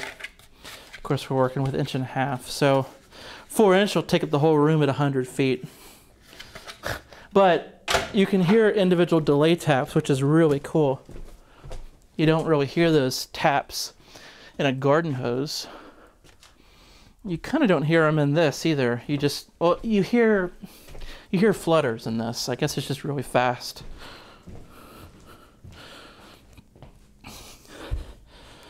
Okay, I guess we're going with orange.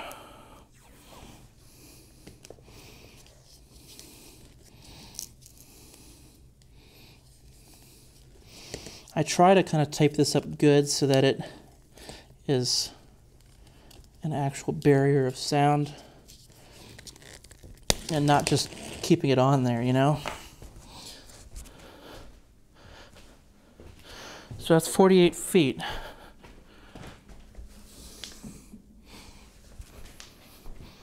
Frame out the shot.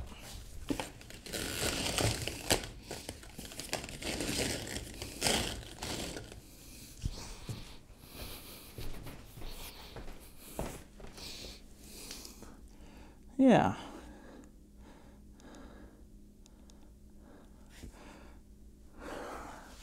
I'm excited. This could be really cool.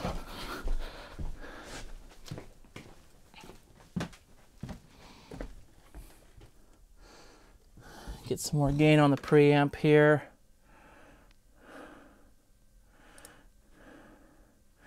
Right. It would help if you guys can actually see what I'm doing. Here you go.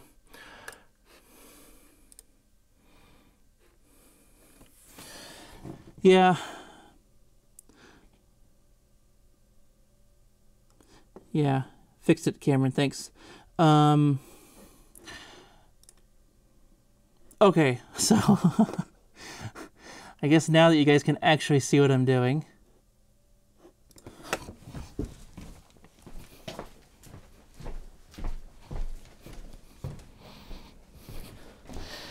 We have it taped together right here. And then I put the orange tape right here. Same mic, Pile, SM57. And we have open funnel right there. So there's going to be a little bit of sound, I think, that comes into this thing, obviously. But the wider diameter, I think the more delay-like quality you get, because it can actually pass signal down it. And here's the thing that I showed and you guys couldn't see is this business. This is the 4-inch comparison of corrugated pipe. That's much bigger. And then this is 6. I actually got this because I was thinking that, well, you know, I might have a speaker that I can actually put and just have a speaker feeding sound into the pipe, a mic on the other end, and make a delay unit. So the idea was to take all of that corrugated 100-foot 4-inch pipe and put it in the attic and have a delay unit that I can just send stuff to. So yeah, we're good to go. Gave it some more gain there.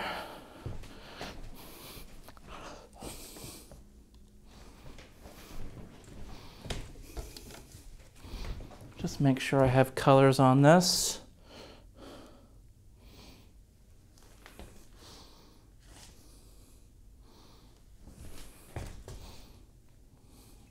That saves me about 20 minutes. Okay. Hit record on the DAW.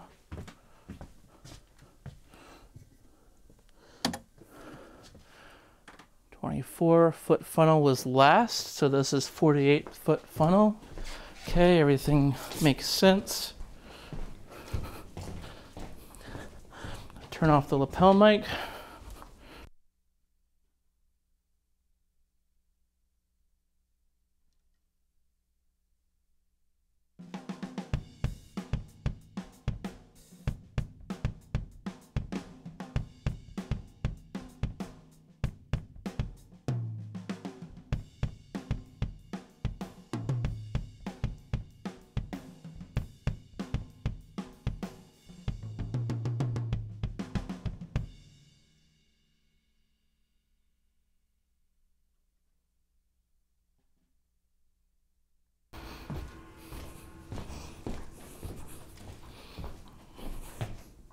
Okay, let's have a listen.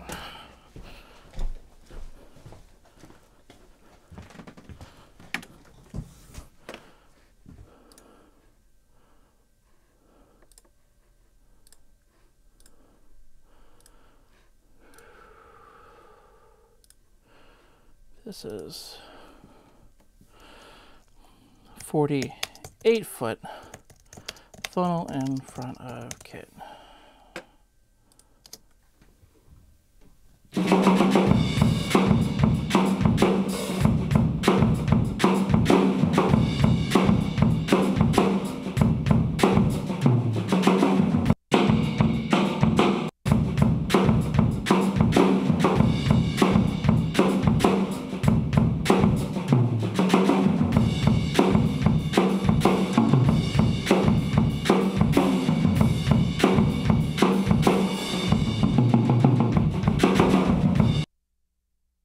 Okay, this is really weird. Like, I don't understand, like, why it sounds like that. That is so weird. I want to improvise here, as I usually do. I want to just stretch it out. I want to stretch this sucker out, because I'm sick of it doing this to me. Where, like, this almost sounds like a reverb. Okay, so I want a delay, you know? Like, I don't know, I feel like the direct sound is, it's like the direct sound is interfering. It's like overpowering.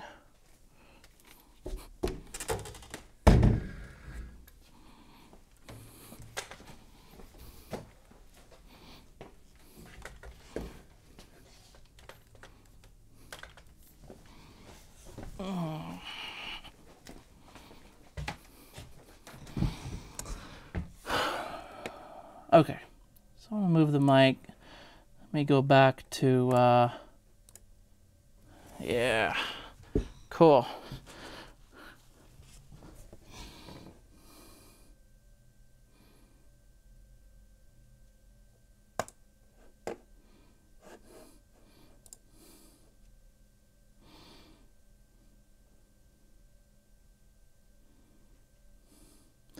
Cool, Cameron.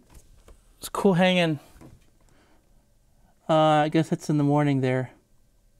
Yeah, like a reverse reverb. It's weird, man. Like, I don't get it.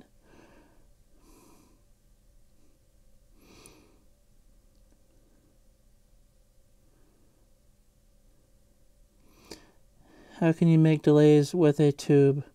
Yeah, by putting it, yeah. Yeah, so, okay, so the idea is that you have sound, you have sound that has to travel, right? And so you're giving like a shortcut. It's not a shortcut, you're making sound go the long way around. So instead of, even though the mic is a few feet away, it's still got to go the long way around, because it goes in the pipe and then it goes 48 feet before it actually gets to the mic, at least in theory. Now, we saw in the garden hose reverb that it went through the material because the hose was blocked off, and it sounded fantastic just going through the material. So we kind of know that it does that. It'll go through the material. So I think what I want to do, I want to stretch it out. I think this is about the distance.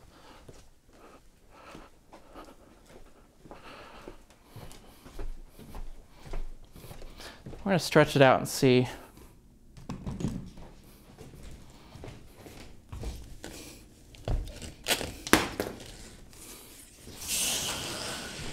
see what's going on.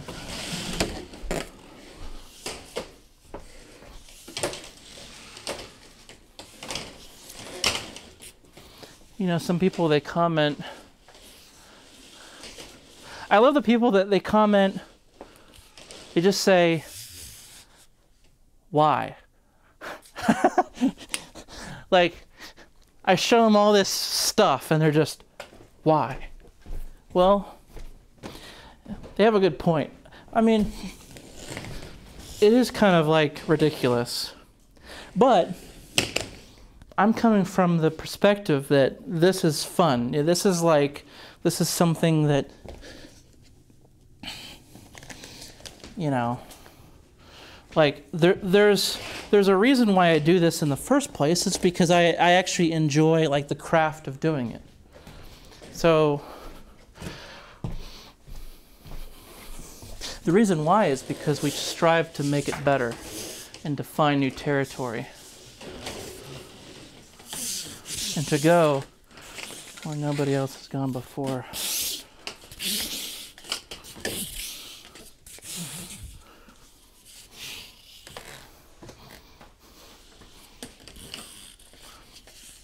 Okay, it's going to take me a minute to set up the camera for this shot. Let me just see if this even works. If it sucks, I'm not going to bother.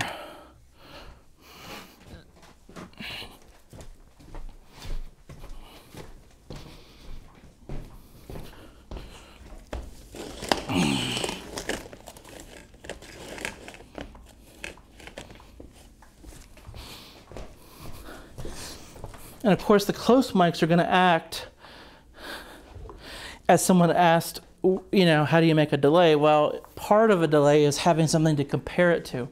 So we have close mics, and then we have a signal that will definitely be delayed at this point.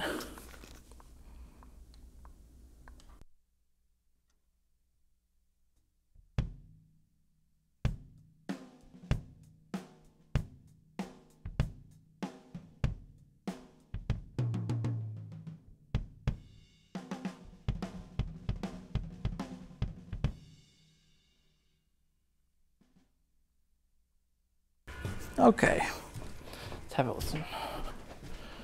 Check it out. See what it sounds like.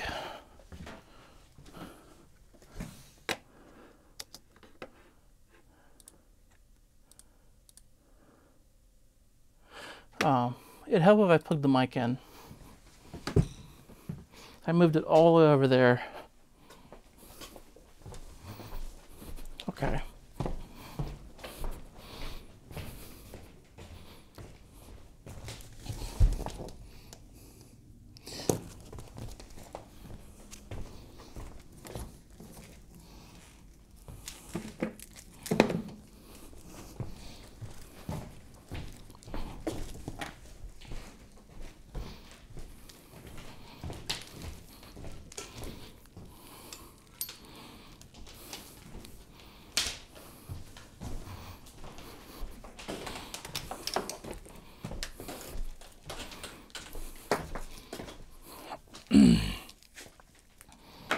Might not need all those cables.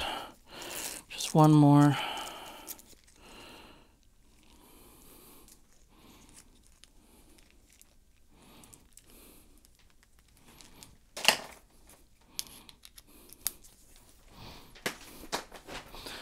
Oh, I hate over under. It's like every time. This is why I use as short as cables as possible, because of this garbage.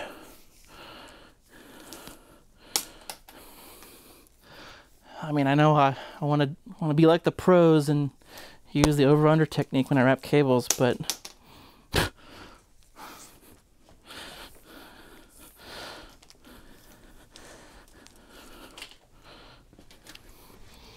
maybe I should find a YouTube video.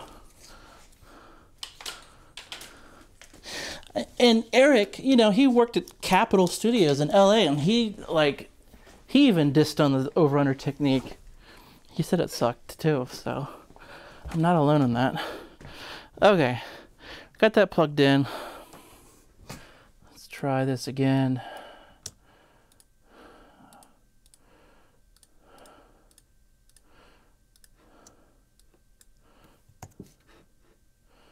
Yeah. This is just a test to make sure this even works. I'm not going to bother filming it quite yet, because I got to move the camera and everything. It's going to be kind of involved.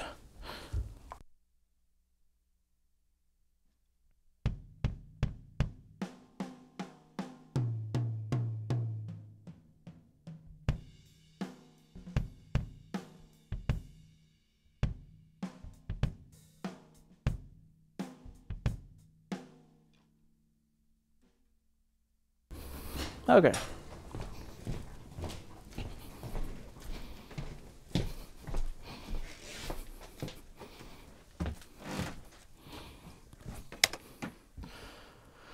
Oh, let's see here.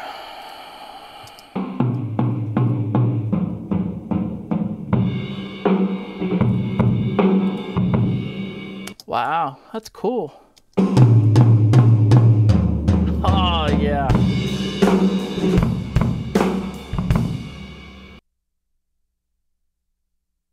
Are you guys hearing that?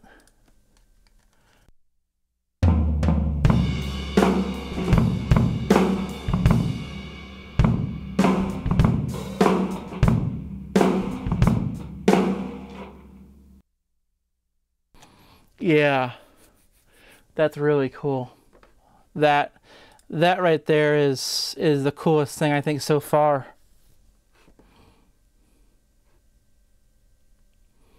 Where's my chat window with you guys?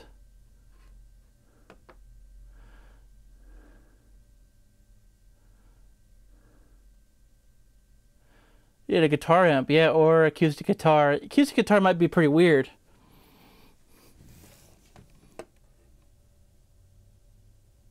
Yeah, the kick, you know, it'd help if I had fresh heads on it. It's kind of a thin head.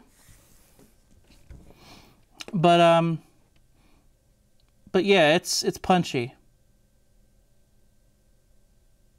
Let's see. Yeah, it sounds much better.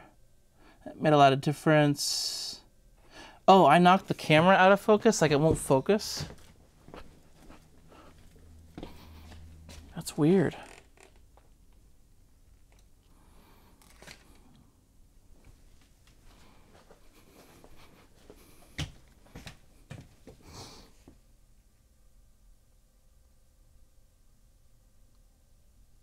Okay, well, I'm gonna go ahead and I'm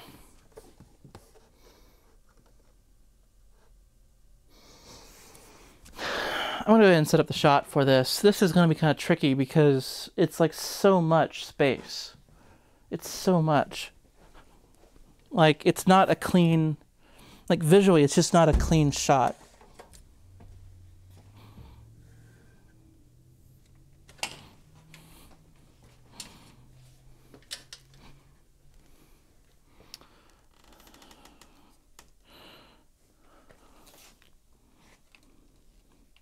I don't know where to put the camera. Sorry, guys. It'll just be a minute here of moving stuff around. But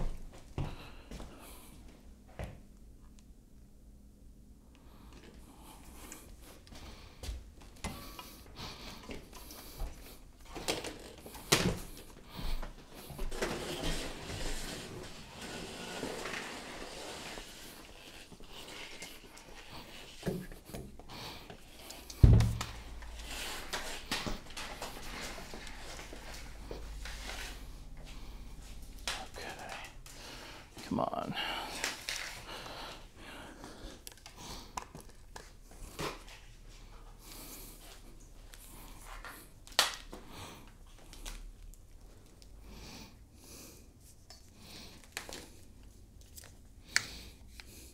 Now I did something similar to this delay a few years ago. It was kind of a really old video at this point, but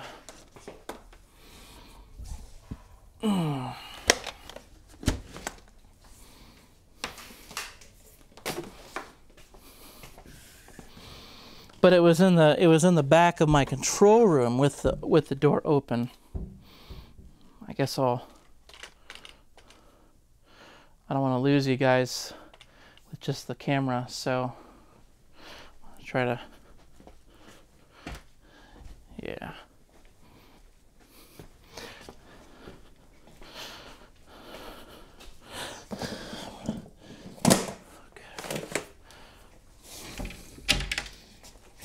I gotta find an outlet.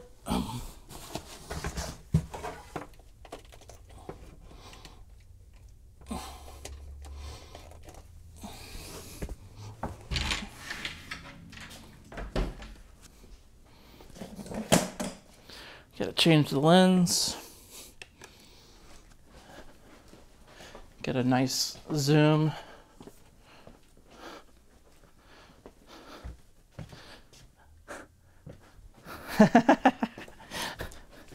Yeah, you guys can see all my junk. I almost got snowed in the other week. That's why a bed's here. I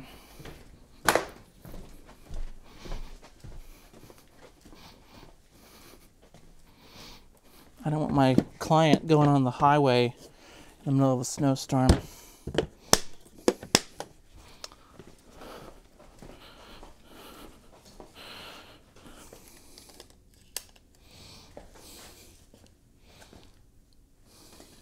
And this is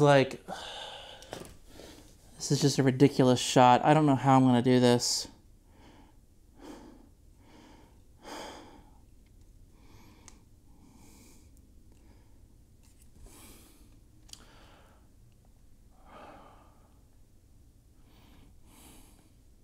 I mean, there's literally no good way to do this, and I'm in no position to be filming in this room either.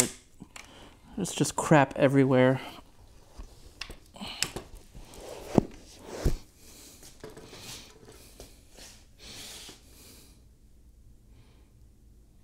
Man, it's so far down too.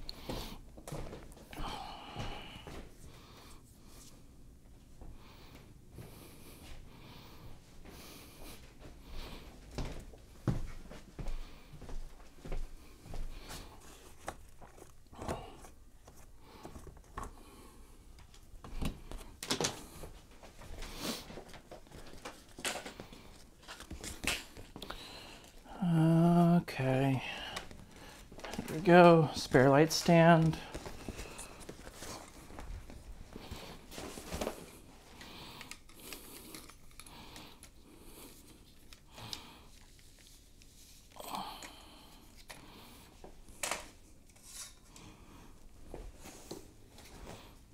This is the stuff that takes all the time.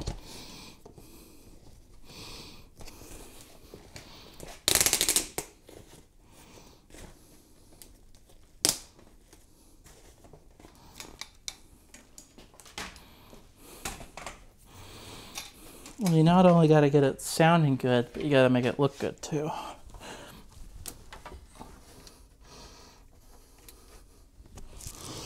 And if you're doing a gear review, then you got to make it sound good with stuff you barely even know. Sometimes it doesn't sound good and you got to keep trying. Okay.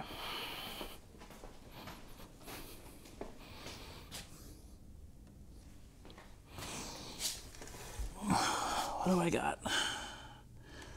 Just barely. Okay.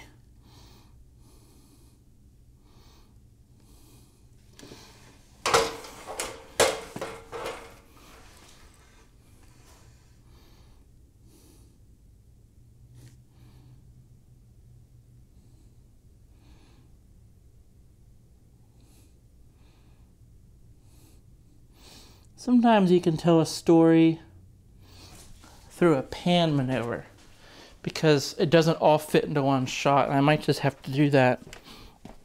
Maybe a piece of B-roll.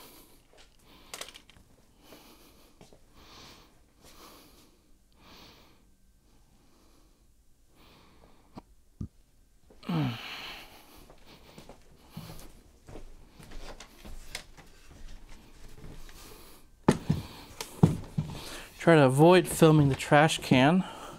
That would be ideal. Shut that door. Sorry if it's loud.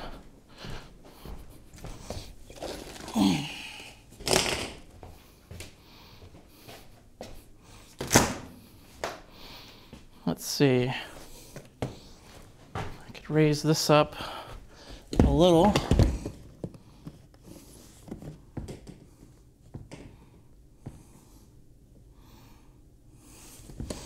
I don't know if I need to do that.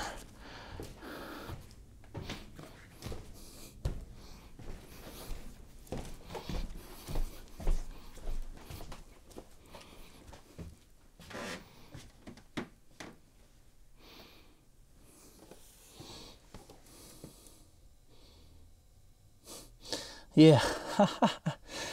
Yeah, crap everywhere. It's like a studio you've ever been in. Well, at least I'm in good company.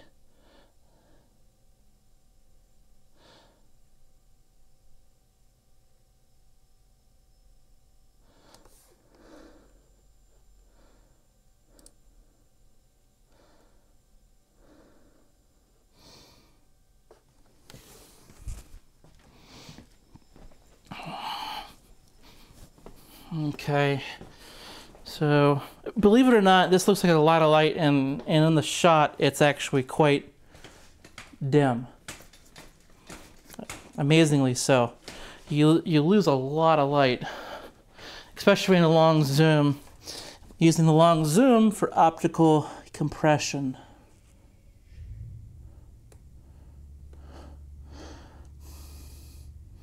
Which makes things in the background seem a lot closer than they actually are, and it helps fit things into a frame when you're really far away. So what am I doing here? My gosh, it's like I'm spying on the drum set with this zoom lens, you know? It's like this.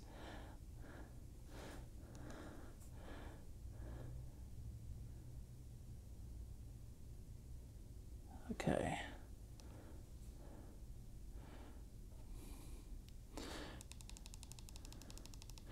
Man, it's dim. I'm at f5.6. It'd be nice to have a fast lens, but f5.6 is like cloudy day outdoors kind of lens. It's kind of difficult indoors at 5.6. I usually film at 2.6 or something. My lens will actually go down to 0.95, but okay. Colors. I need to get colors. I need to film. I want to film the B-roll for this shot now because there's no way I'm setting this up again just to film the shot. So I color grade, in case any of you guys do this, I color grade in DaVinci Resolve, but then I edit in Premiere CC, or whatever they call it. But this color chart that I use, it just helps me to grade 20 different elements of color at once. And when you're not in natural sunlight, it's pretty difficult to get it to look good, especially when you film in RAW. Okay.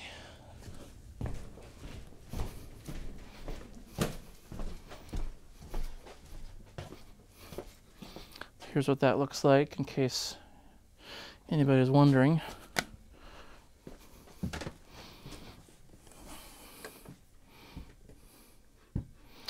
So I know you guys are just kind of waiting on me at this point.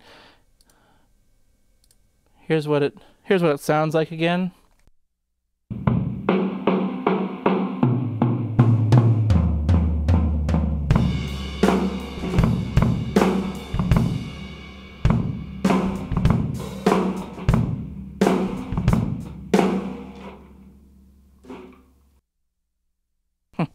It sounds pretty gnarly. Okay. Let me just get this shut.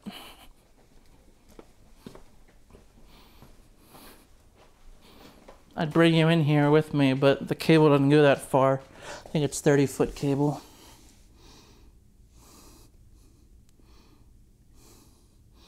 Let's see here.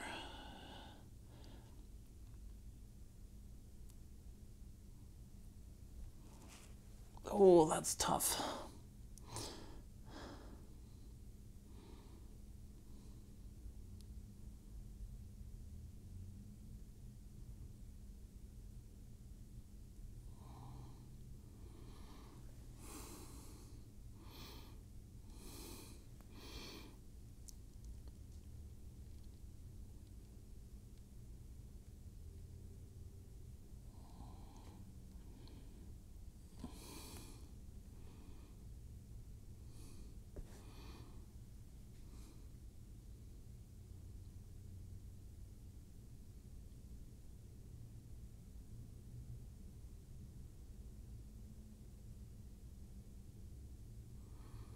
I think I just got the shot.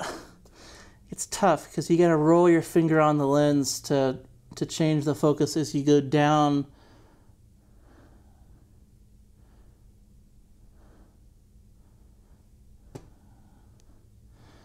Let's see.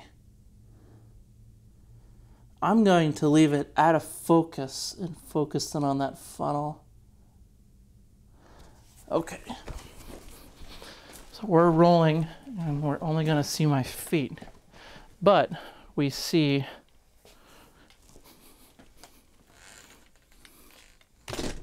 oh, come on.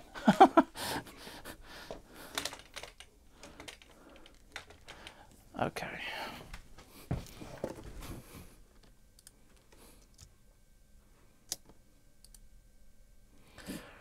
Okay, 48 funnel in front of kit. This is 48 funnel stretched out.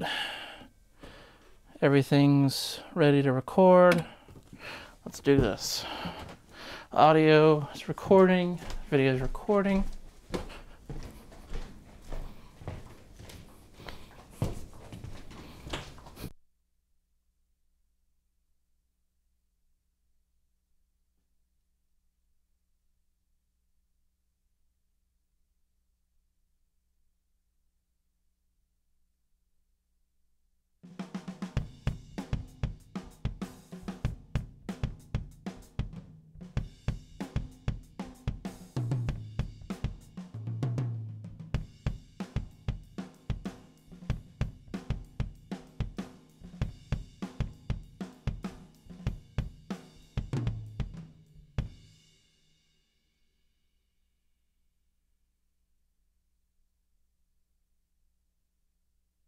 Maybe one more at a different tempo.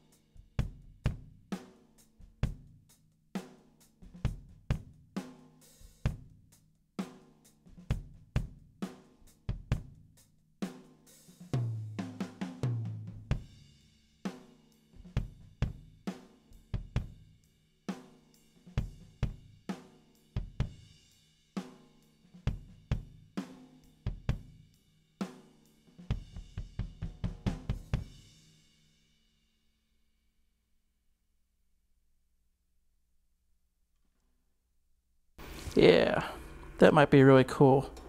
I'll have to see how that sounds.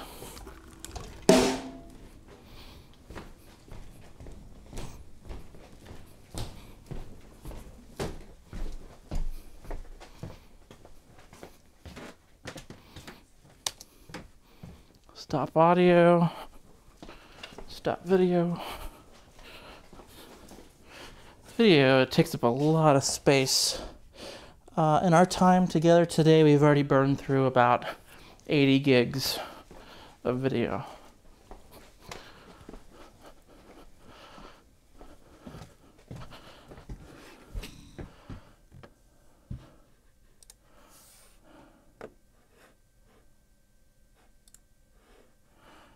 Okay.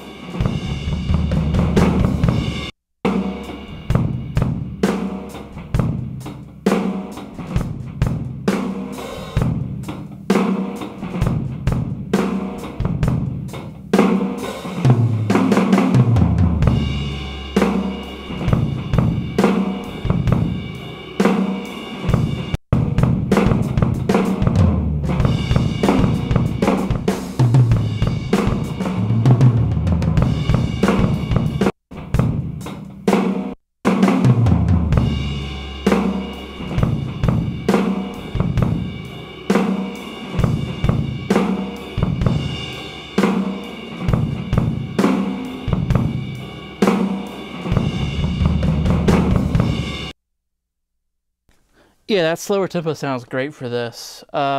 This one, it just kind of got lost, I guess.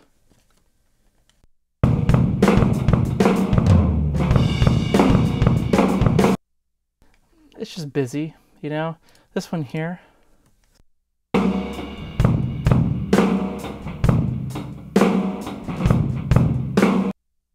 And, you know, this is like a very new compressor by Sonomus. I've been playing around with it for a while. This is what slow attack, this fast attack, and there's a big difference here actually.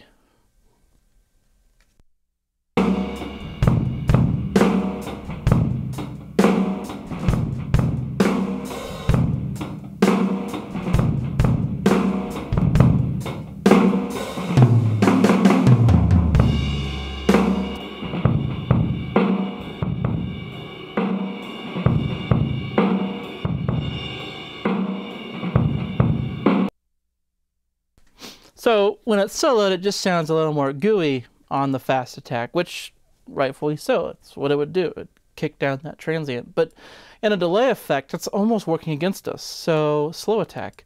Now I'm using this fast release to bring up the sound of that pipe. Without this fast release, again, the compressor kind of works not necessarily in a favorable way with us. But fast release, it definitely works with us and brings the effect up. Let me play a little bit of that for you.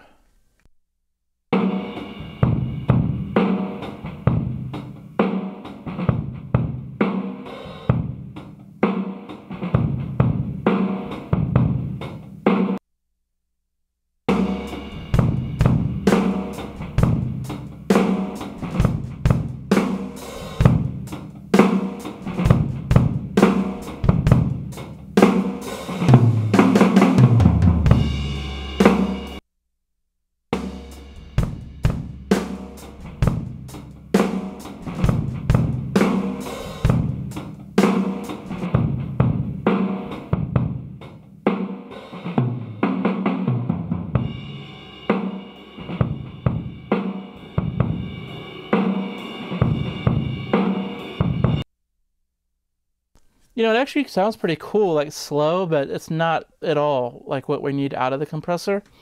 But you can hear how fast release, it really kind of makes the most out of the effect and gives us more to play with. Slow release, way up here, we had to actually raise up the output just to kind of mix it in. So we'll keep it at fast. But yeah, that's really cool. That's a nice effect. Let me add a marker for that. This is what, 48 foot stretched out with funnel. There we go. Okay, now let's try something else. Before we move on from the funnel business, let's do the traffic cone. And let's try that while we have the camera set up. Might as well. I believe it'll just make it louder. Substantially louder. So let me just kind of tape that on. And this pipe is all tangled up too. I'll just kind of leave you right here.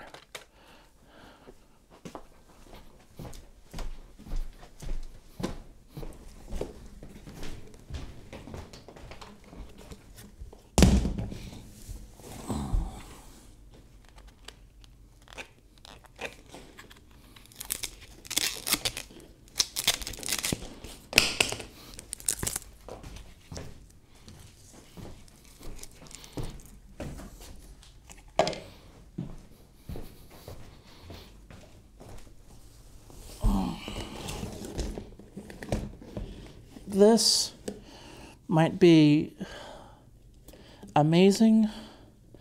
This might be completely stupid. I don't know. I'm pretty sure it'll be a similar like effect.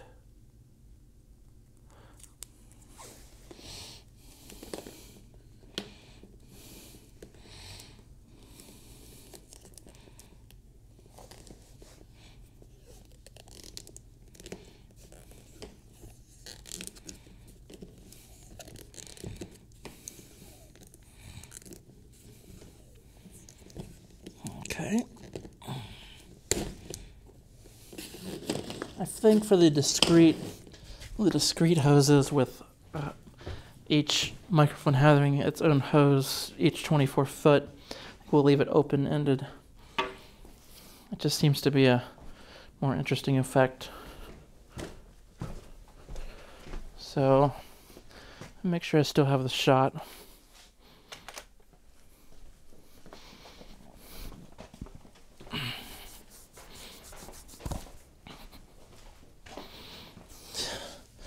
Oh yeah, it looks ridiculous. You got this traffic cone, and then you got this black hose going all the way there.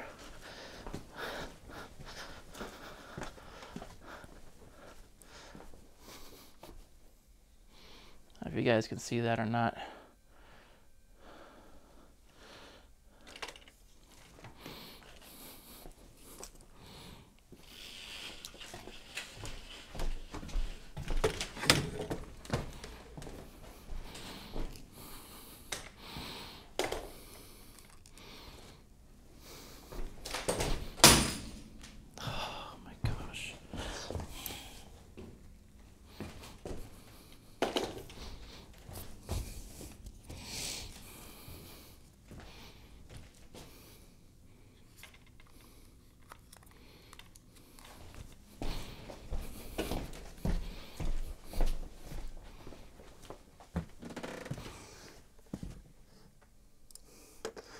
All right.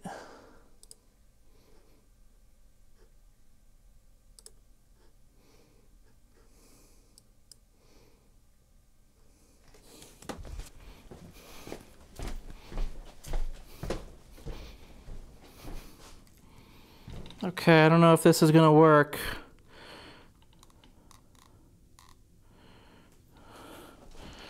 Let me see, I just dropped the camera. Ah, it still works. Good.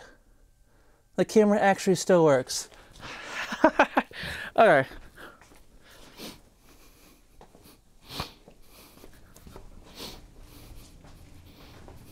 Like the front glass came off the webcam. I thought for sure it was gone. Okay, let's do this.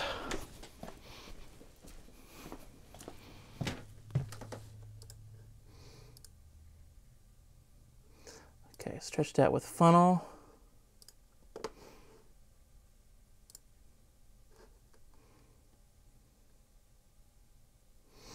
Is the pipe closed, tape up on the mic end, or is the mic just sitting in the pipe? The resonant frequency of the pipe changes depending on if everything's taped closed.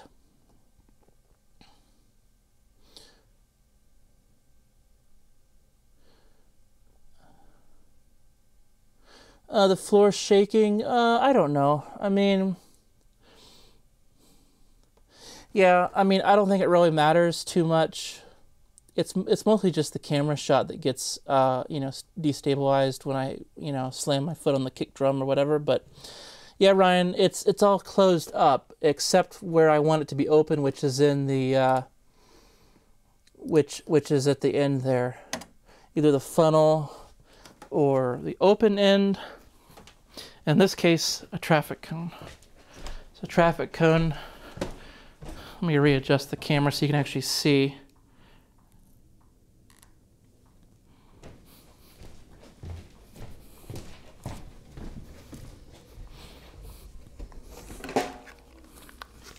Okay.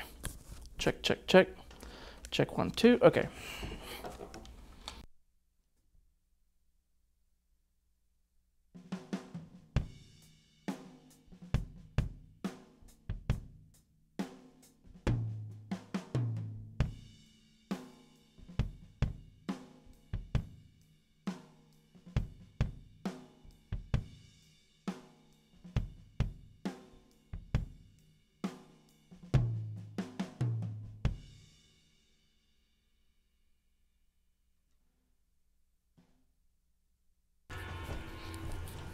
Okay, cool. Now this will probably be very loud, hopefully not too loud. Yeah, nice.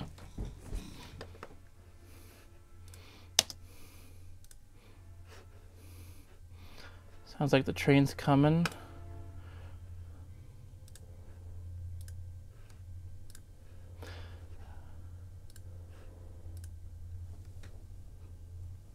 Okay, let's have a listen.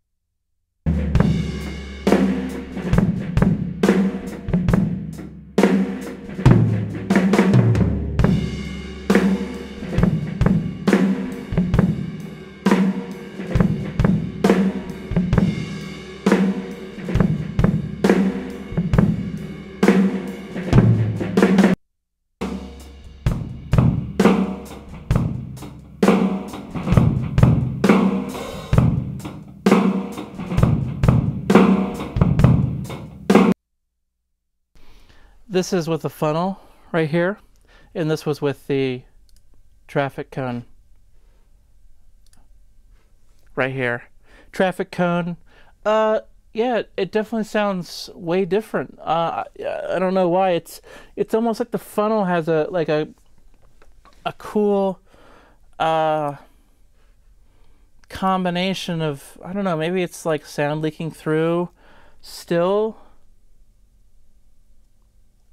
It's almost like the direct sound is too loud in the traffic cone. This is what, 48 feet. Stretch that with traffic cone.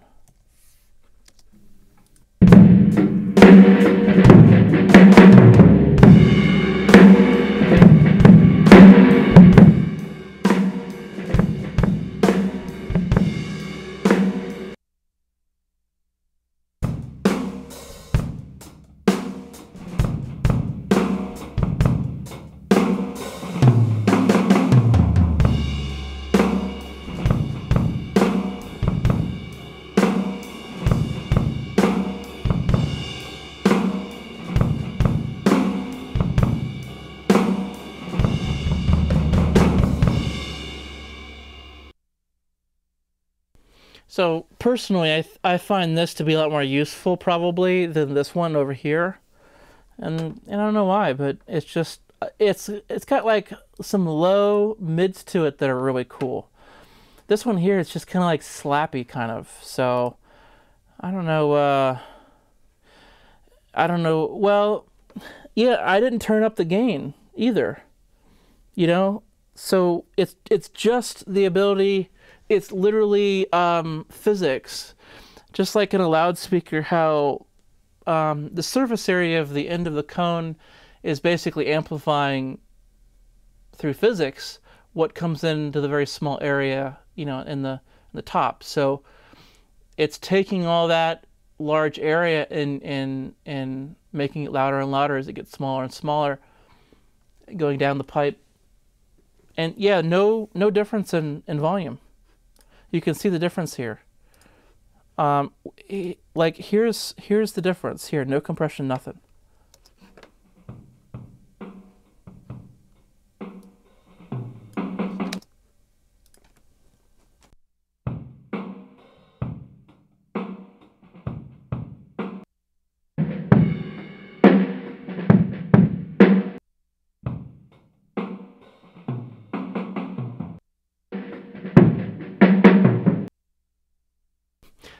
That's just physics, like amplifying the sound. Like it's a difference of a really big funnel and a pretty small funnel, which is crazy, like how much of a difference that makes. So yeah, so that's that. That's the pipe stretched out with the funnel. Cool. So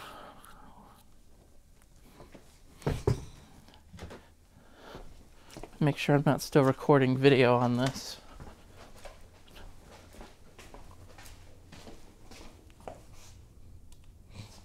And I am. It's only 10 gigs of video storage I'll never get back. It's okay. Okay.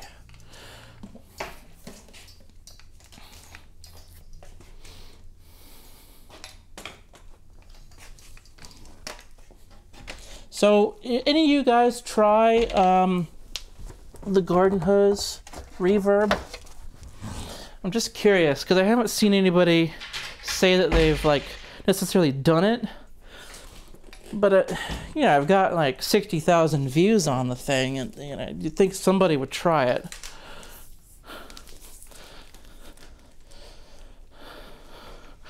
In fact, there's probably somebody that tried it. I know people. I know people were. I want to. Well, you know what? Maybe it was that people had done it before because they read the book or something. Sylvia Massey put out a book. She actually didn't say anything about a garden reverb in a book. She said to use a funnel and a speaker and make a delay unit, but she didn't. She didn't say to like lay it out in front of the kit. That was actually from a promotional video that she had done, and I latched onto that real quick, and I'm like, whoa, that's a cool idea. And then I kind of expanded upon it. But I'd love to know if anybody's tried it.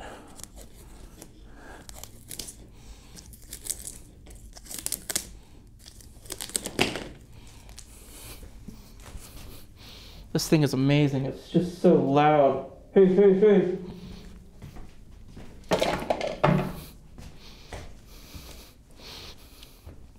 Okay.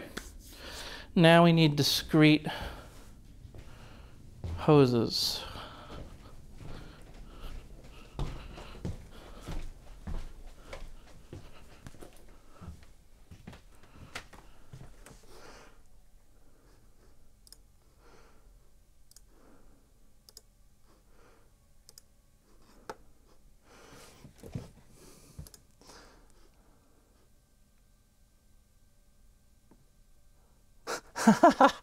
Your bandmates weren't enthusiastic about the idea.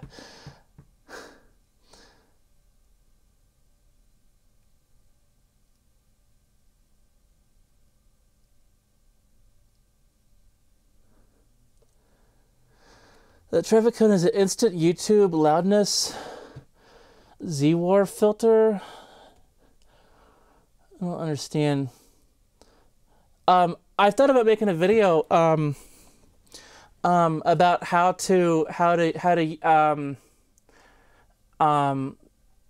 to use the traffic cone as a amplifier instead of like the cloud lifter on the SM7. I thought about getting somebody to sing into the traffic cone and showing like, look, like free gain. No need for a cloud lifter on the SM7B. As far as pitching the idea to your bandmates, well, okay, it's not really something that you have to hard sell them on. I mean, you just try it. If it works, it works.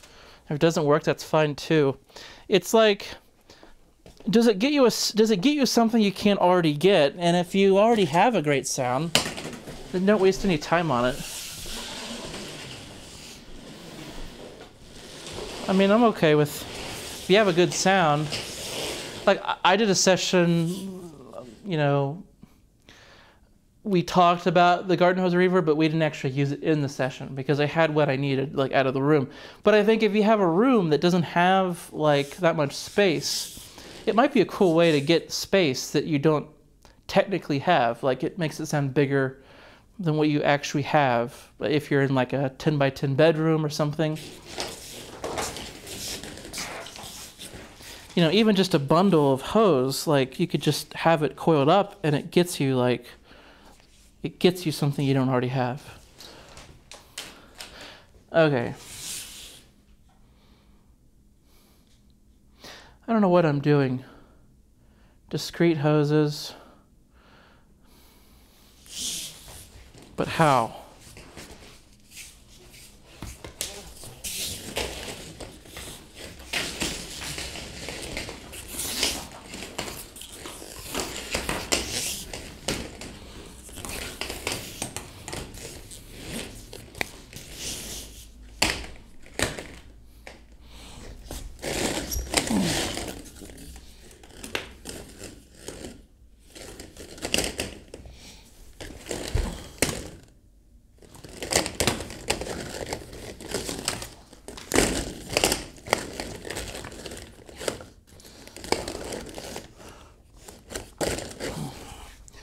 Okay, one under the snare.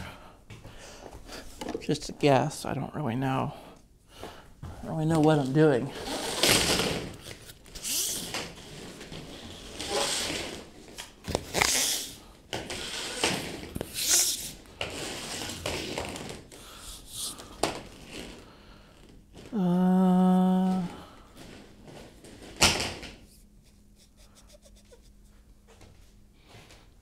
Where's that foam pipe that I cut? This stuff is so small and black. There it is.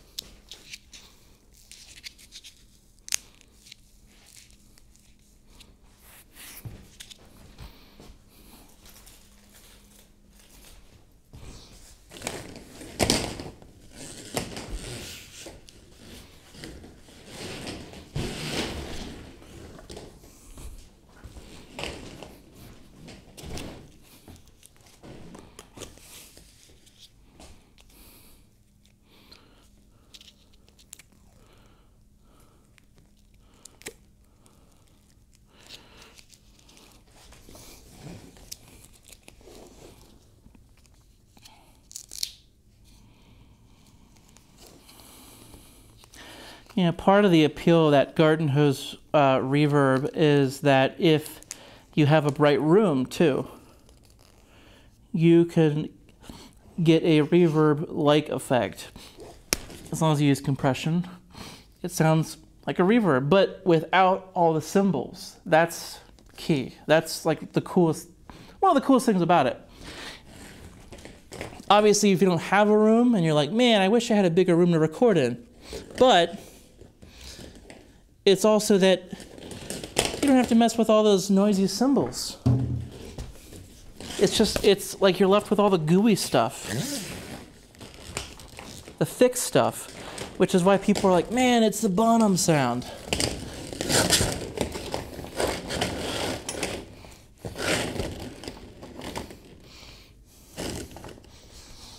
This is open, right? We're going to do both ends open.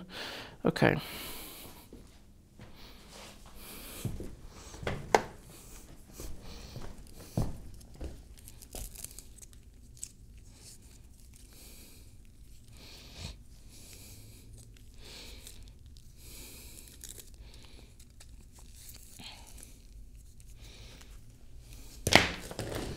Seven and 8. Actually, video perspective, we'll keep it 7 on the left, 8 on the right.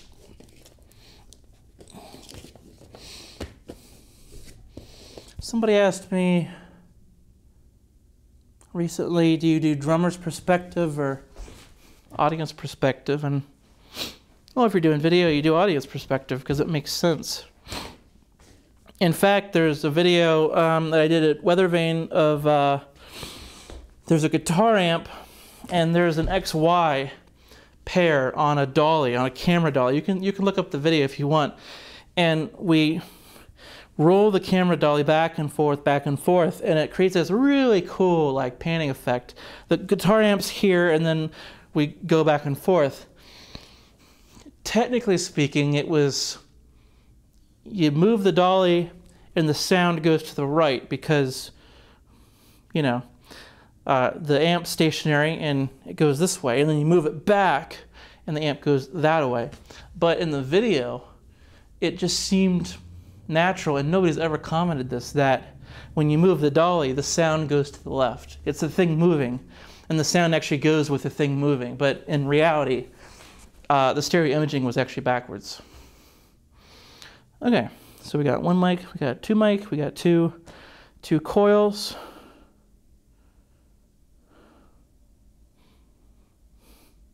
I guess we're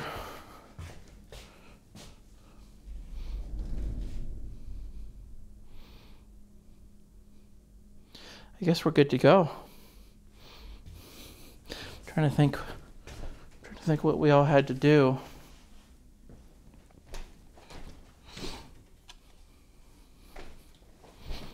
I gotta set up the camera still.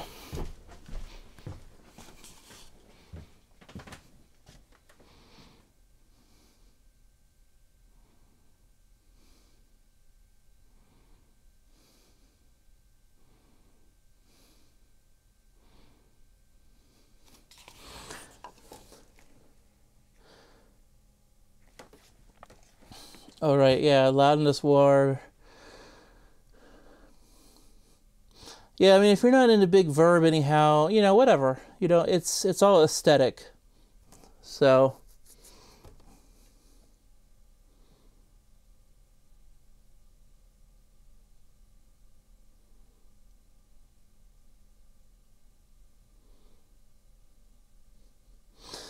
okay, yeah, I could try just setting the mic in to see just to see the effect of you know, gaffing it in, as you say. That would be interesting, actually, to see if it makes a difference. I would imagine there'd just be a lot more like direct leak going into the mic, but that's just a theory. Okay, so you guys, cool. That's a good looking shot for you guys. Pipe 1, pipe 2 I just put in.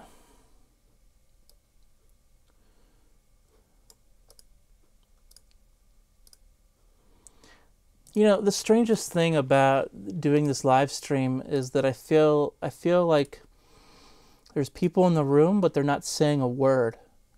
Like, they're only writing silently on a pad of paper and showing me what they're thinking. Like, it's the strangest feeling of, like, talking to people and it's just the sound of your voice and nobody else. Okay, with traffic cone. Okay, let's see what this sounds like.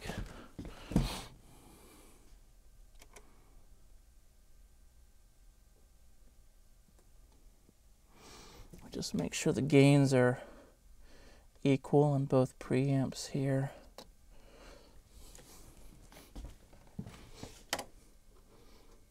Pipe 1, pipe 2. Oh, I gotta set up the camera still.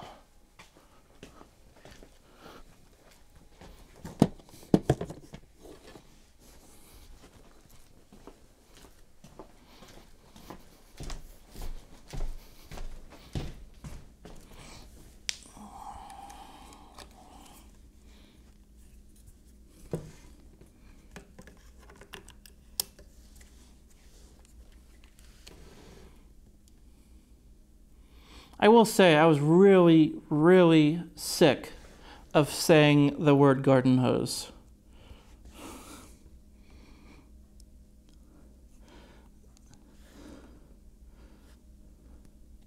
That's probably the reason why I gave one away, is because I'm like, I really just need one, and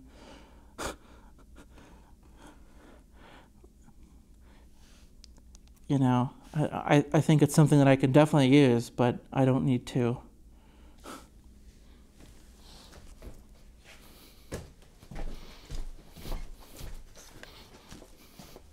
I gave the one to R. David R., the YouTuber. He's got a small room. He's a drummer guy, and he happened to have a free channel, like, you know, 8 channels, and like channel 6 was unused, 7, 8 was for overheads. So he might just incorporate it into his setup. I don't know. I think he's the perfect kind of guy for it, though.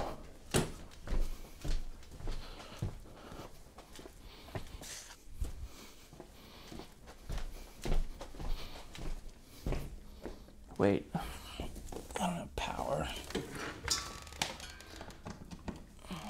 Okay.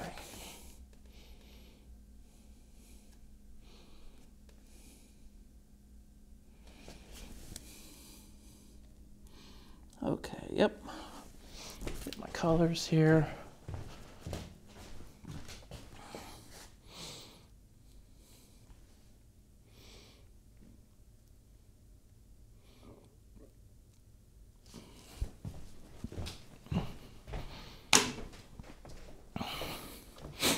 Okay, recording on video. Recording on audio. Okay, let's just do a test. I say test recording, but this ideally would be a usable take. So let's see.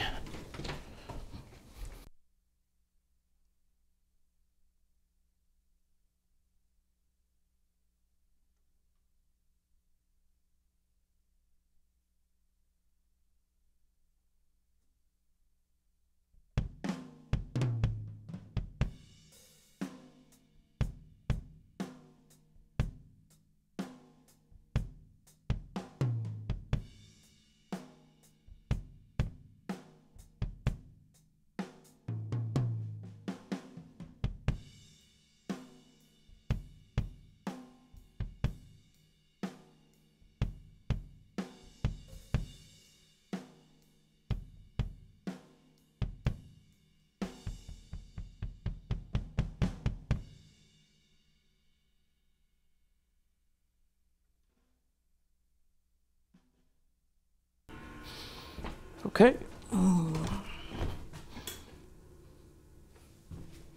Let's have a listen.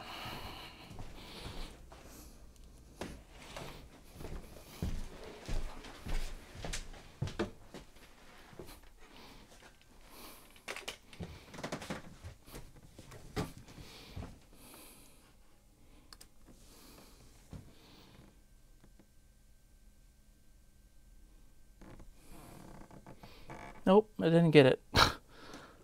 What is this? What is plugged in here?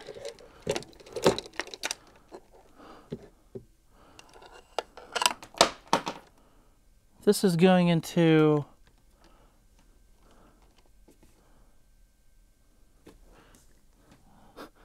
the cream compressor. Okay, I'll do it again. Be right back.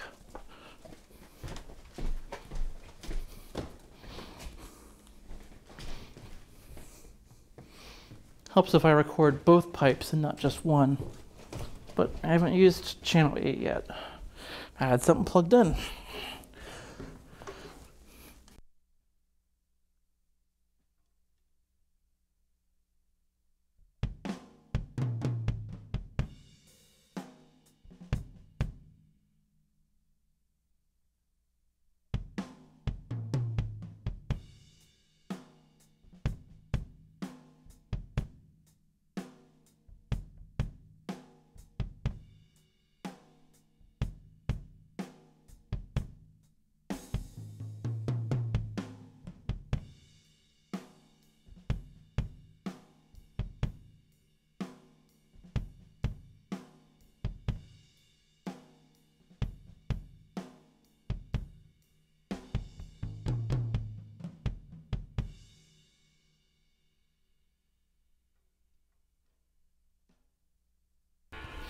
Yeah, I learned from the other videos to avoid flams.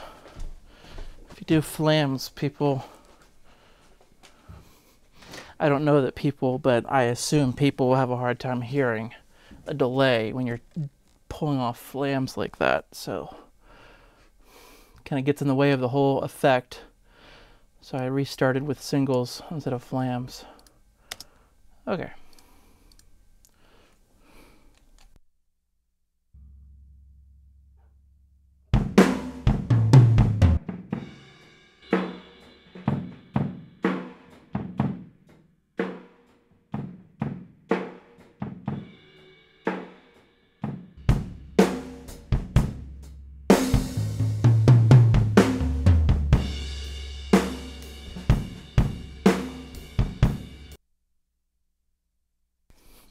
Cool. So yeah, we're back to kind of what we did earlier. Let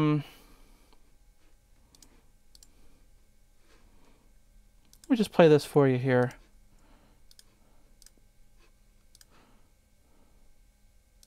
Yeah, I'll solo it for you, I think.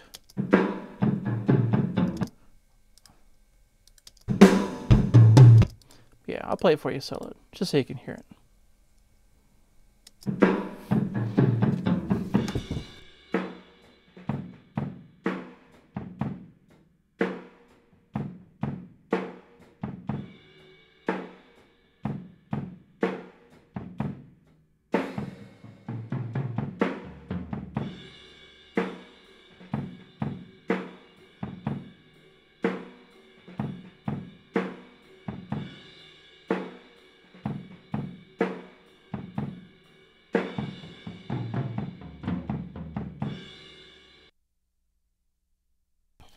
Okay, so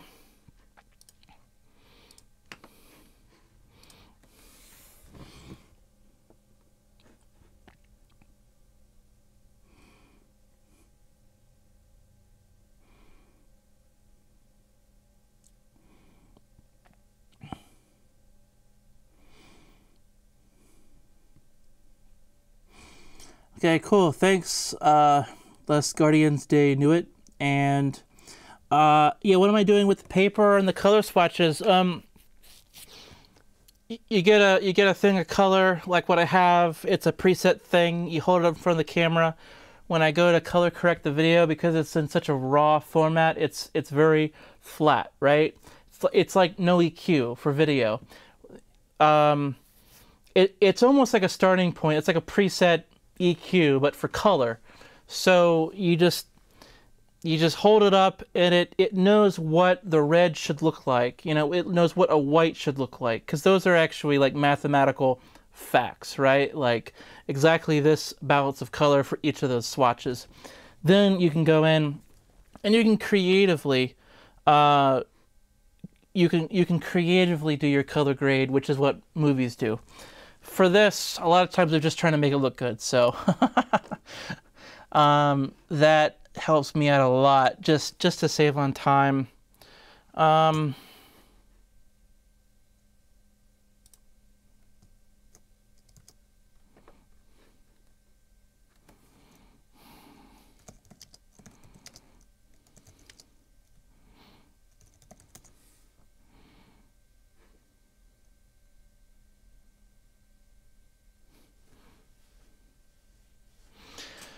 Let me just go ahead and save and everything.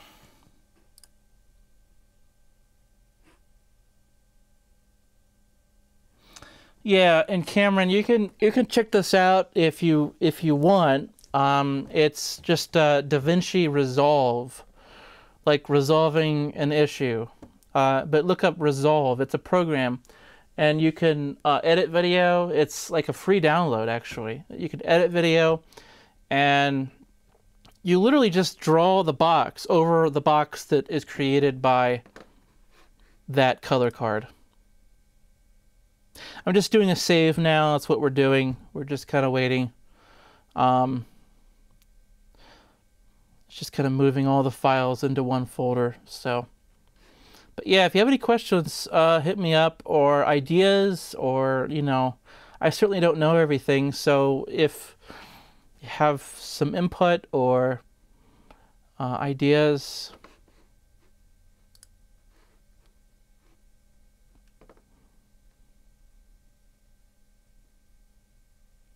this is pretty typical, though. I mean, you know, a few hours to do this kind of stuff.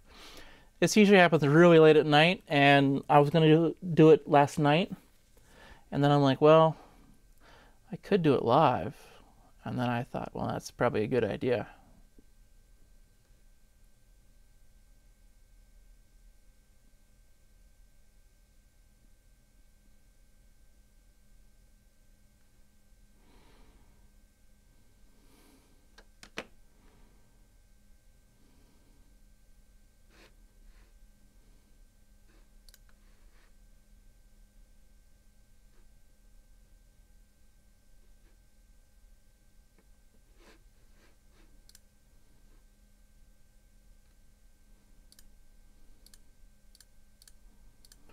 I don't know what's going on.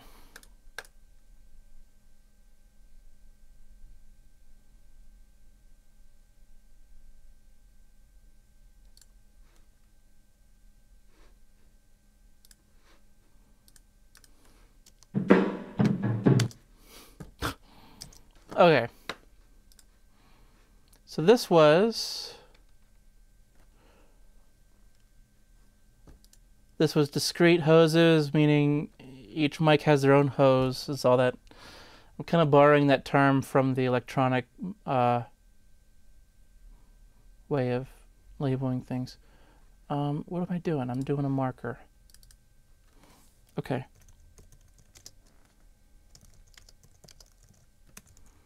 Two hoses bundled.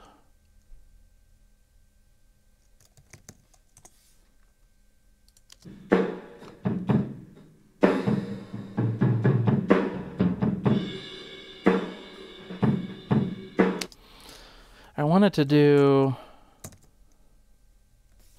here we go. I wanted to do a stereo mix of this. Is what I wanted to do. So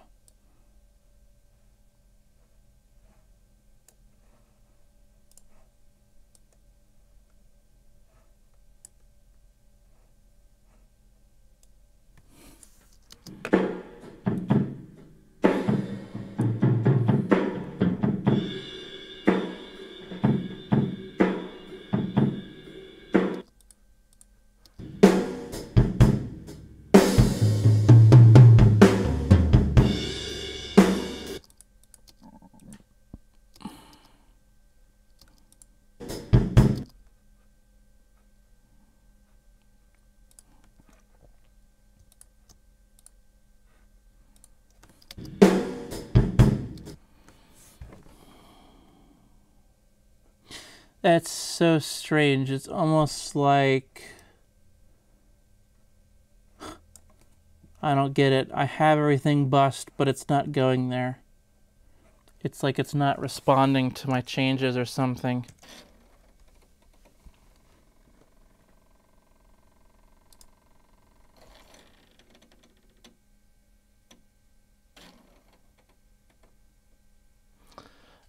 Okay, yeah, so you went away for a couple hours and now coming back, the real Rome.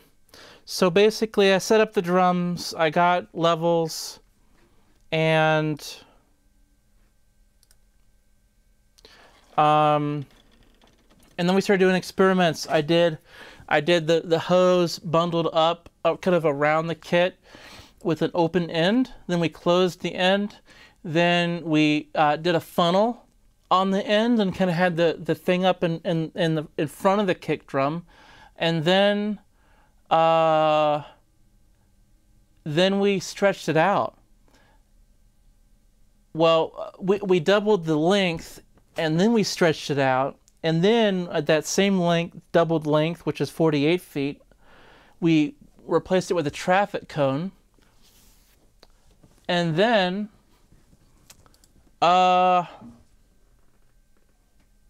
what? We went down to 2 hoses, so 2 mics with a hose on each mic, a hose on each mic. So that's kind of what we've been working on, and it's taken, you know, it takes a long time to set up all the shots, so you know, lighting and everything.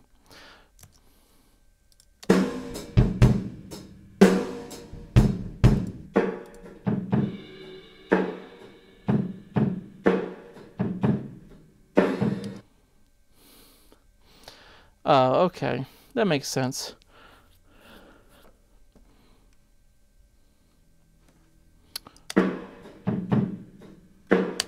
Okay. I was looking at the wrong thing.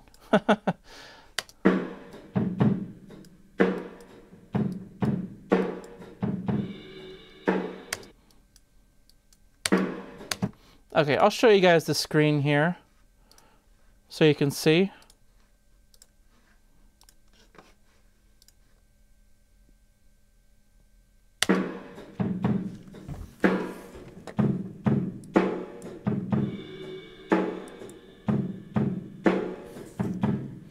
That's interesting, you know?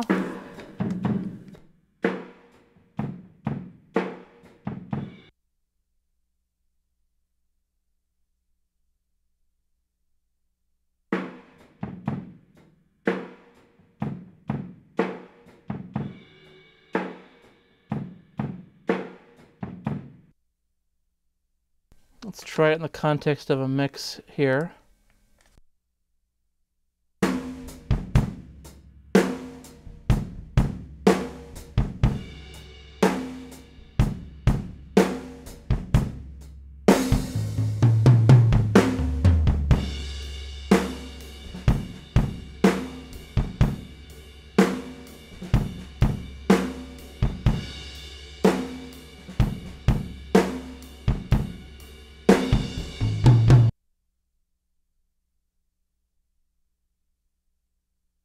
Yeah, I mean, it's not bad. You know, it's not amazing. So I would say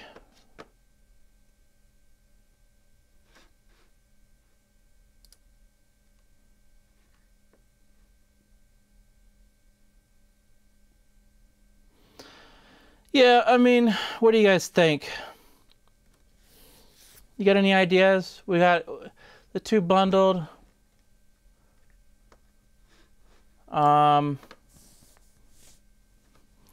I mean, if I have a favorite so far, it might be the 48-foot stretched out with traffic cone, I think.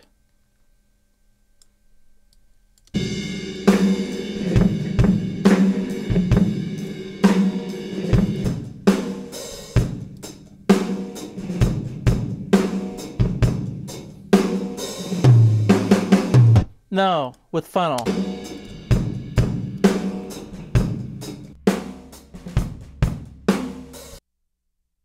That one's cool. And also the one in front too, in front of the kit with the funnel.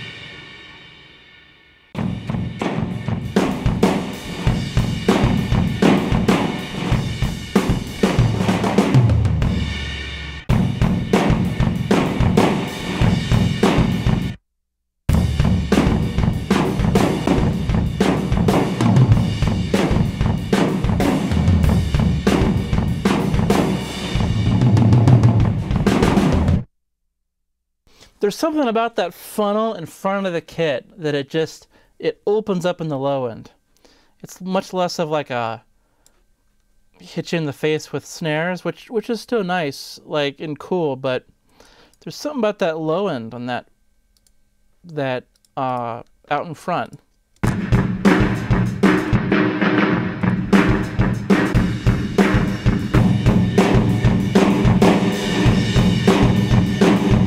Yeah, that one.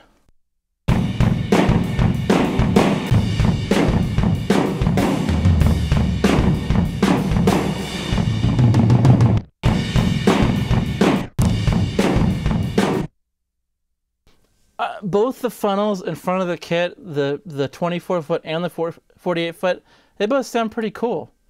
Like, they're different. Is it as amazing as like the garden hose? Not necessarily, but this here is something I was experimenting with. You Shook the Snare preset. This is the Eventide plugin, which is the 910. There's other versions of this. I've barely touched this at all. This is just something I was messing around with, really.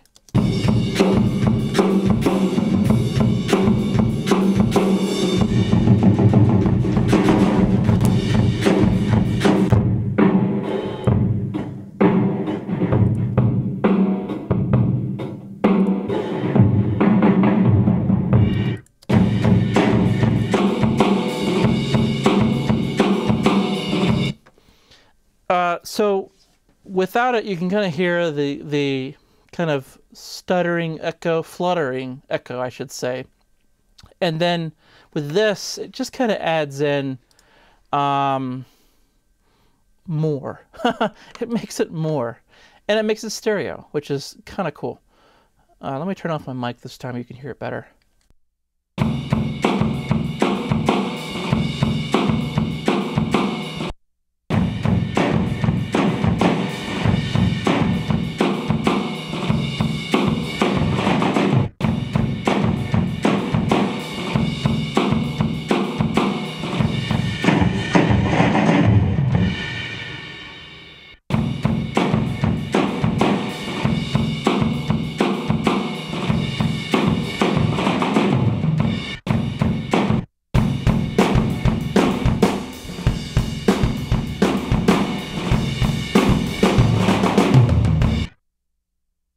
That sounds pretty weird, you know? I don't know that I would actually use that, but maybe, you know? I'm thinking like bridge breakdown type material. You know, like when something goes nuts in the song and something needs to fall apart, this is what you go for. You know? I don't know. What do you guys think of this? Yeah. The 48 foot, yeah. Huh.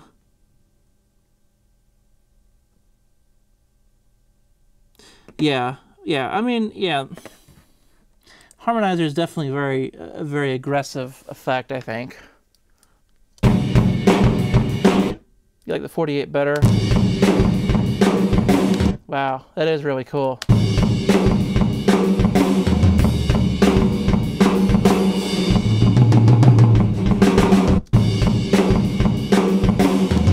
Yeah, there's like this like meaty part, like 500 hertz kind of thing. It's like a really thick snare drum. I don't know if that's what you're talking about.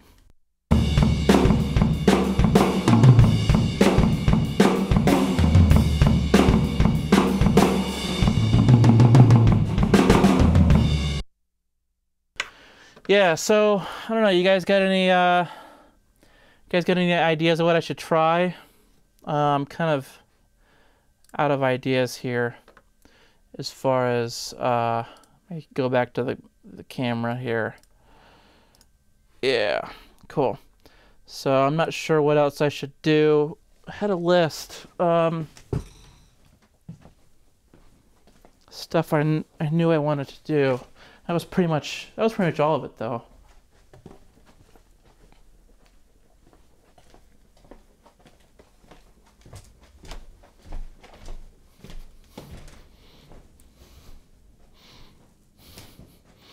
Oh, here it is. Yeah, discrete hoses open and closed. I don't know if I need to do closed hoses in this position. I don't know. It doesn't sound that great. We know that from the single hose. So then, yeah, I use the best mono example. Yeah, I agree with whoever said the 48 foot. Yeah, we'll go with that and put on the Eventide maybe just to like screw around with it some more. But I mean, it's kind of like, it's almost not needed, but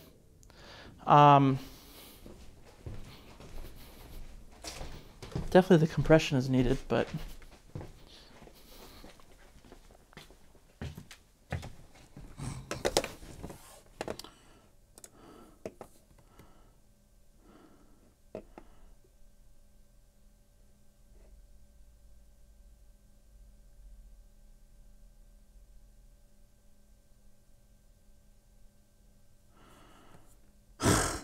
you want me to hang it like overheads? Okay, I guess I could try that. What do you want to do? Spaced pair?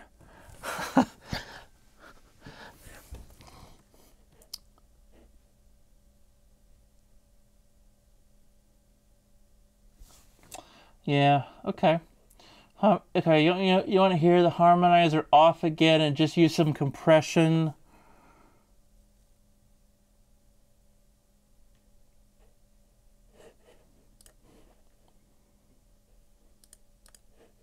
Okay, harmonizer is off.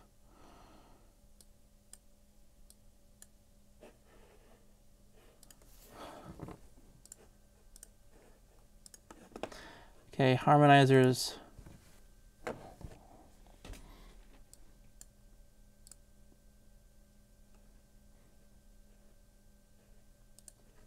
Take some lows out.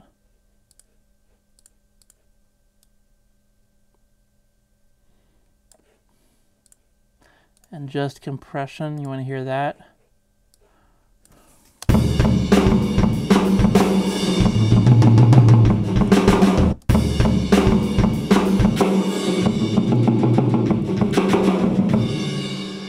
Turn my mic off.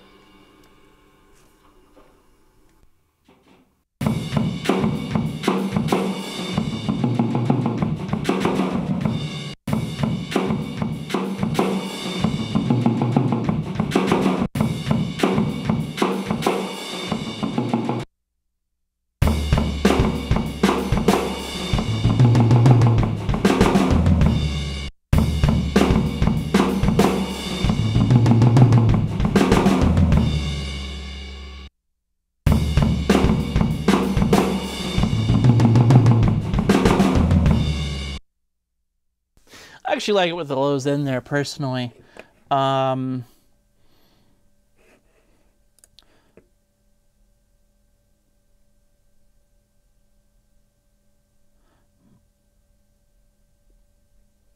But, well, yeah, the overhead that I have is a stereo overhead. It's the R88 by AEA. But why not? You know, why not?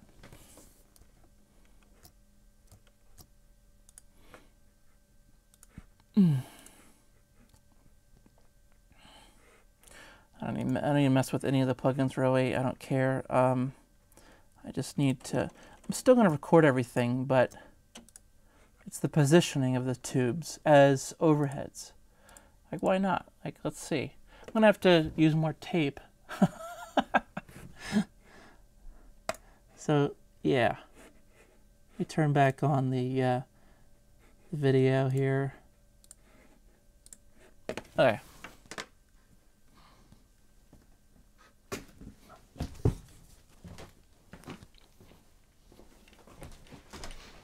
I should do a whole lesson on like XY technique and do it with pipe, you know, and have like the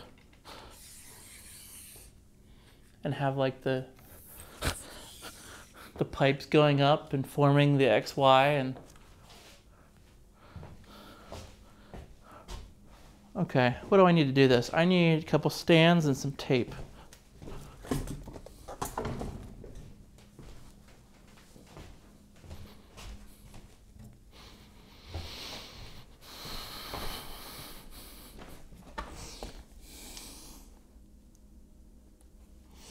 And I'll film I'll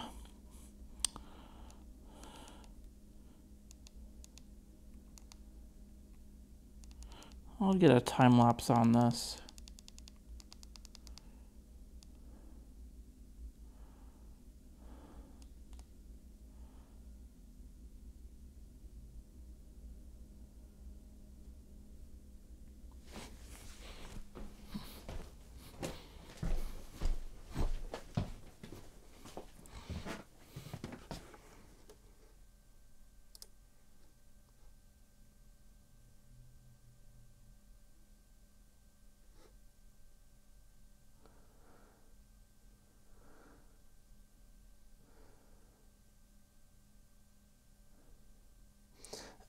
Something is way too boxy.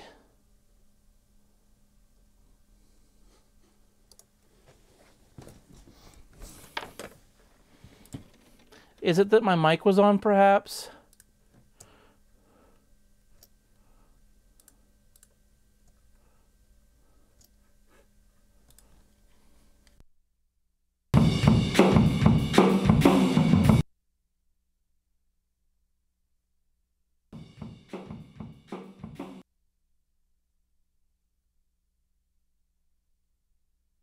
I don't really know what you'd be talking about, but you know, kind of my response to this has been, well, you know, I'm not the only guy that could try some of this stuff. Like, if you want to try it, like, go for it. That's like the fun. That's like, if I could hear stories about you guys trying this stuff, it'd be really cool, because then it'd be like, oh yeah, you know, I took what Ryan started and made it better.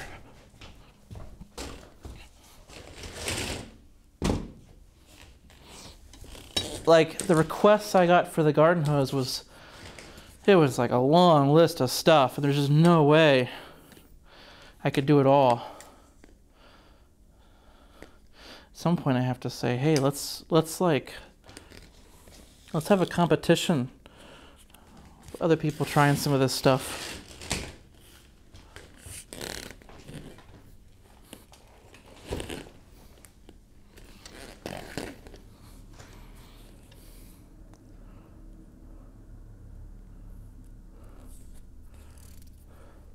But I'm not really sure if If it's boxy, it could just be an EQ thing. I don't really know. Maybe it is, maybe it isn't.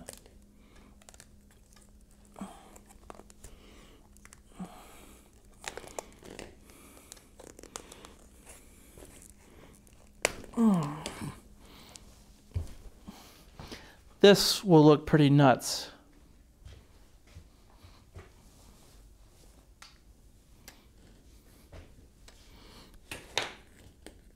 This could actually be really nice.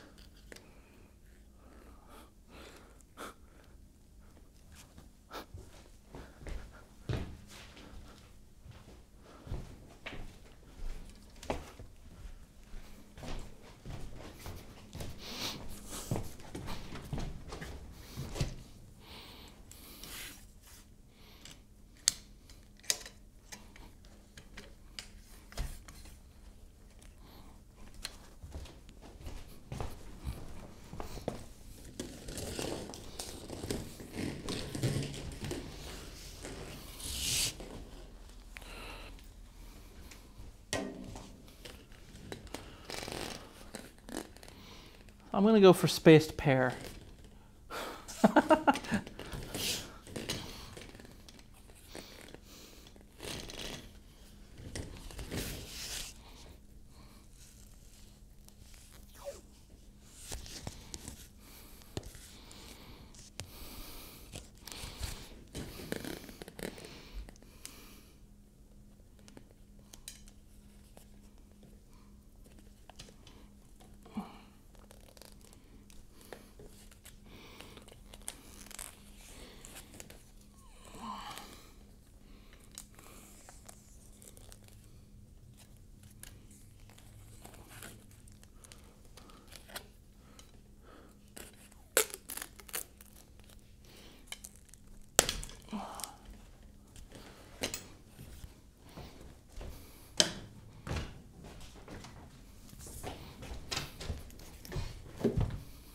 Or we could do Glenn Johns too, you know? We could do Glenn Johns, we could do space, we could do any of the overhead techniques.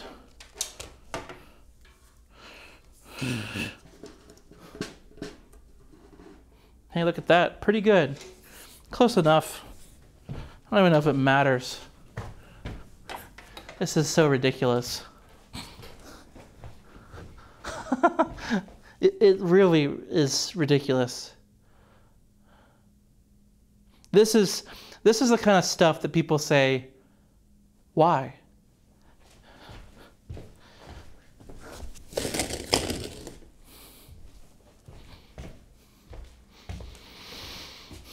Okay.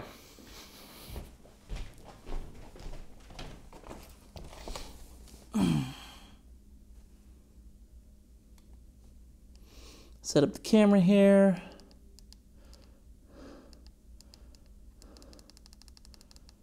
Turn off the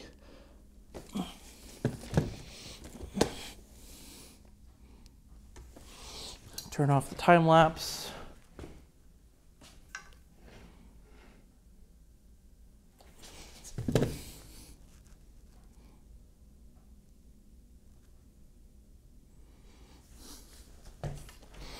Trying to get a shot here.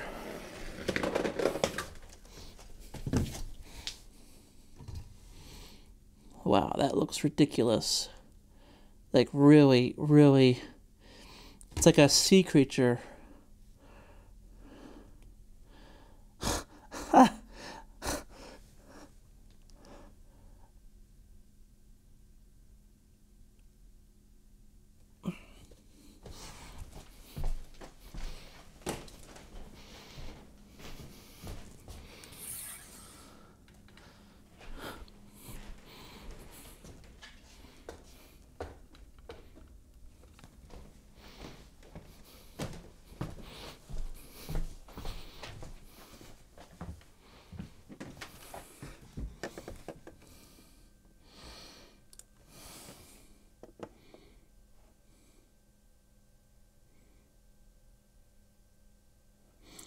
Oh, okay, yeah, I like the snare snapping in the pipe. Yeah, It drives me nuts too. You know, I don't know what was making that, and that's why I pulled the pipe all the way back, stretched across the building, because it's like, why does it keep? I don't know what the cause of that is. Yeah, you said something boxy, and I'm like, well, that's like the coolest part is that thick kind of sound. Yeah, yeah. For me, I like the thickness, which is like that big room kind of big sound maybe, but yeah, I don't like that either. The snare snap.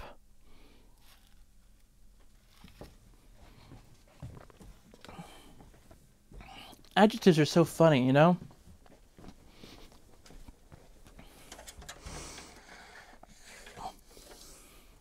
But I do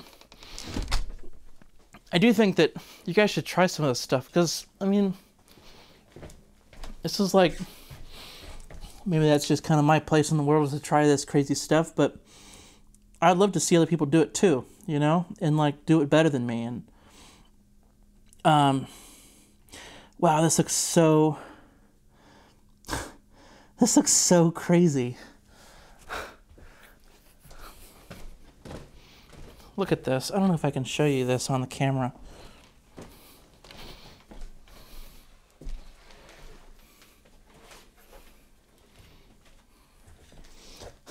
Look at that image.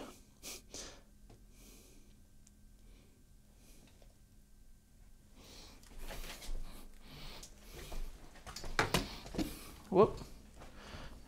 Just bump the camera. But okay, let's record some of this.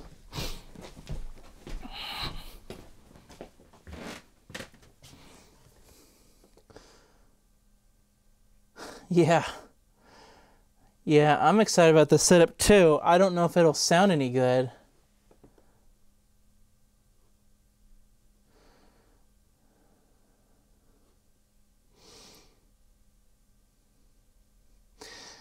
Yeah, exactly, Jackson. Well, yeah, I mean, it's always about trying stuff, you know?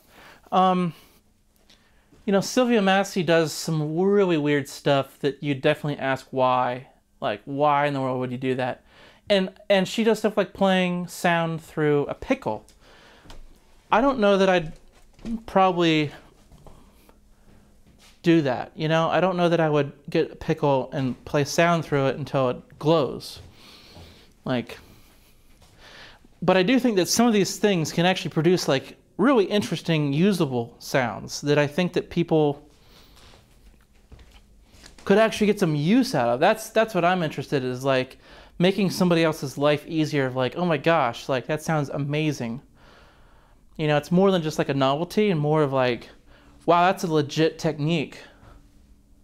Okay, so we got spaced pair over the kit.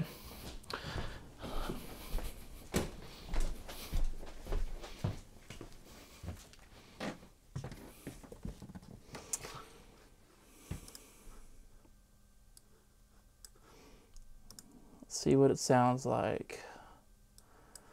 Okay, last one was 2 hoses bundled. Now we have this. I think our gain should be okay. Yeah, it should be fine. Okay, here we go.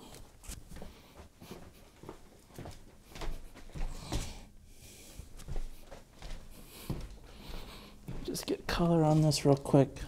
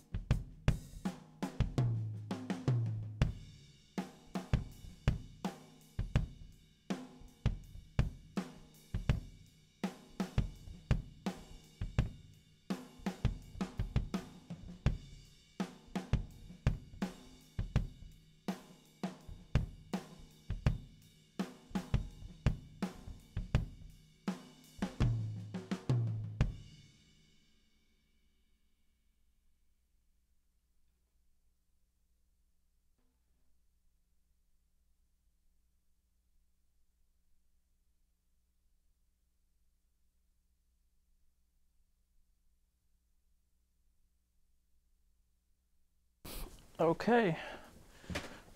Let's see what that sounds like. I'm just going to solo the pipes.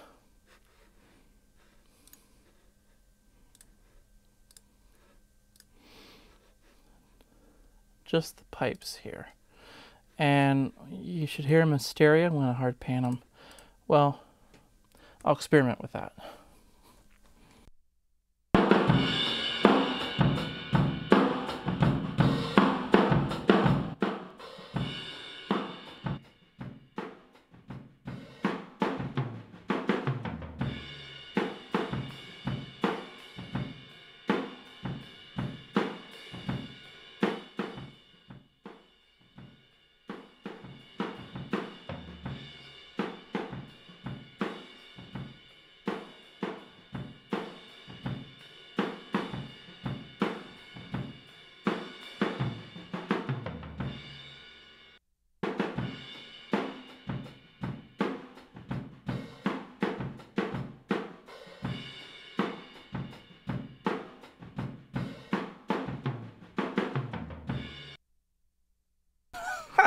That's hilarious. And you can hear the stereo imaging too. The hi-hat's on the right, the cymbal is on the left, and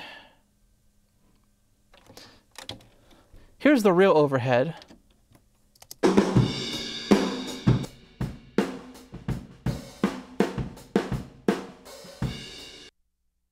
And here's the pipe overhead.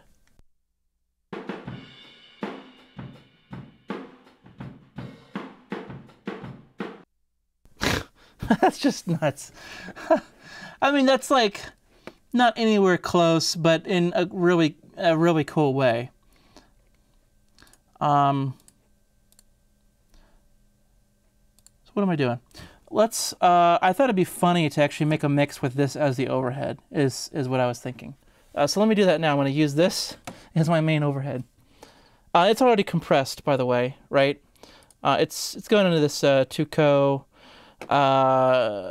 variable mu compressor, slow attack, fast release.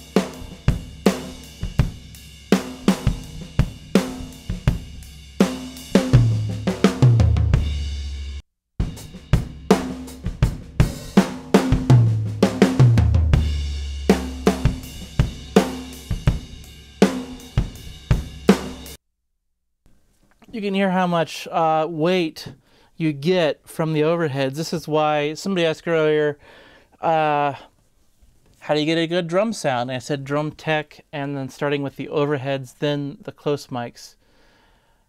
Drum tech meaning tuning, muffling, all that, then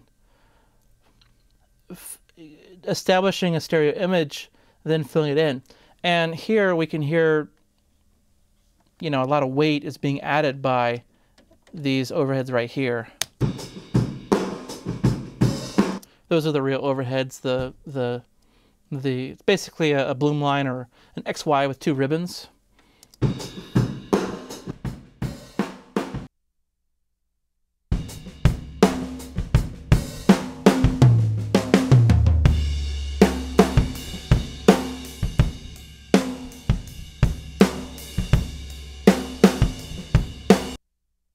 Maybe weight's not a good term. There's not a whole lot of weight going on necessarily, but there definitely is a fullness, whereas the pipe overheads, it's almost like it makes it kind of brash and thins it out a little bit, but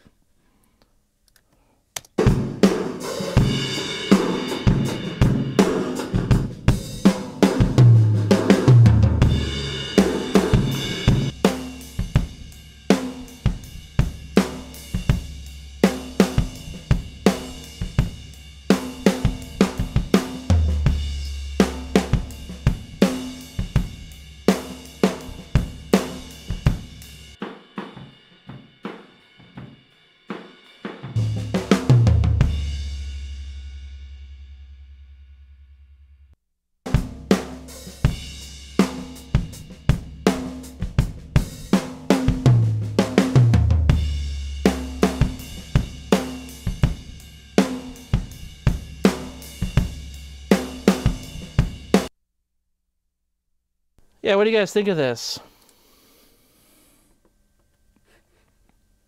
That's pretty cool. And put my marker in here. Make sure I don't forget what this is.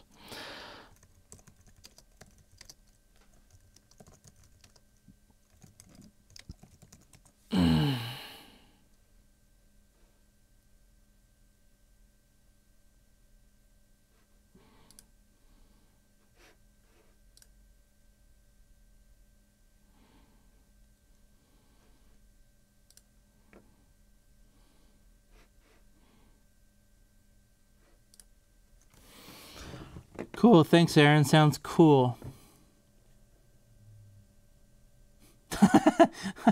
That's a solid and honest overall sound. Yeah. Yeah.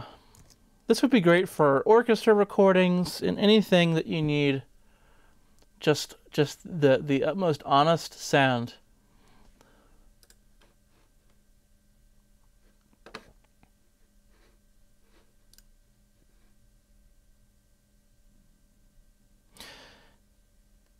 Oh, right. Yeah, I mean, yeah, it was more subtle than the rest, for sure. I mean, it's a lot less aggressive. It actually would be best as a reverb if you needed the effect as a stereo reverb, like.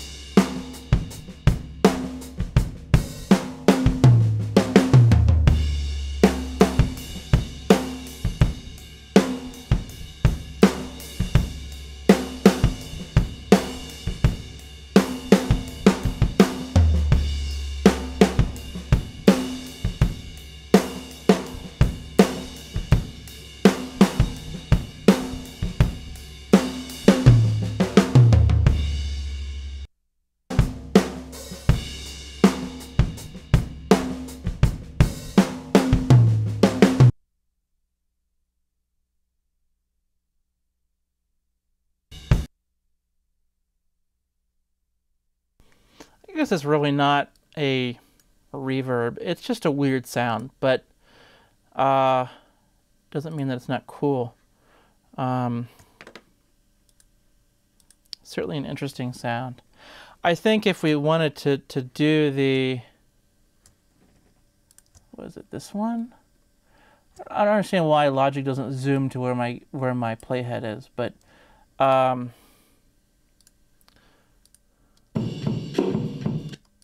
this one here, 48 foot with a funnel.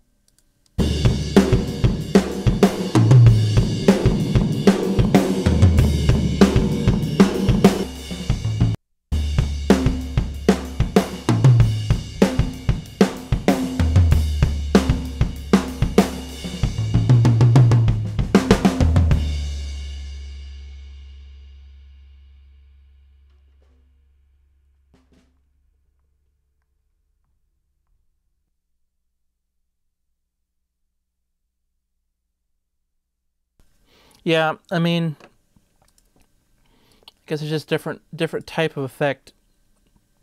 This has definitely more like Repeats, maybe? I don't know.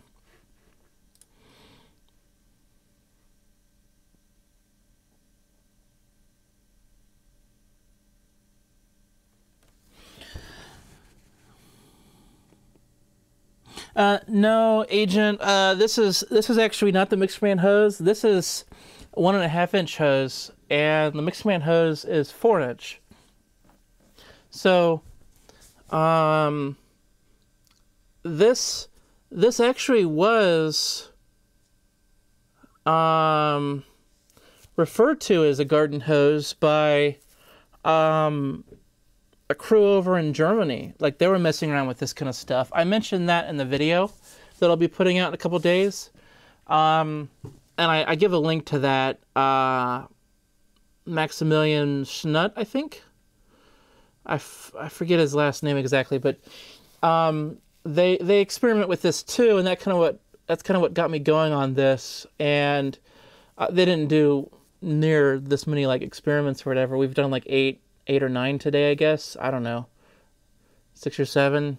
I don't know, something like that. But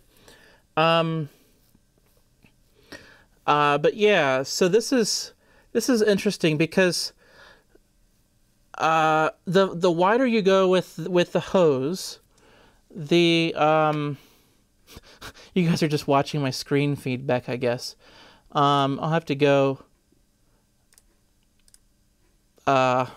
talk in front of the camera. But the wider you go with the hose, the more of a delay-like effect you get. At least that's my little theory.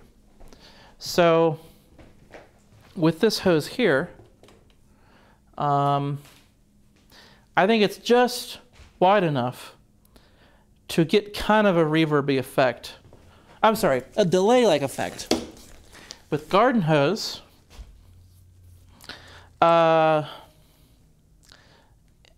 it's a really nice reverb effect.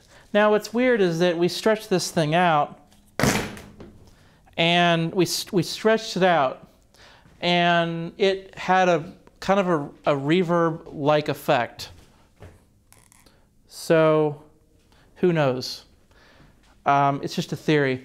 I tried with the Mixerman pipe, laying it across, and it sounded terrible. It was a really fast slap, basically. It didn't work. It was almost like it wanted to be a delay, and a delay only. Even though I laid a 15-foot garden hose and it sounded awesome, with the 4-inch pipe, it sounded like it wanted to not reverberate. It wanted to be a delay. So this here is 1.5 inches, and it creates kind of a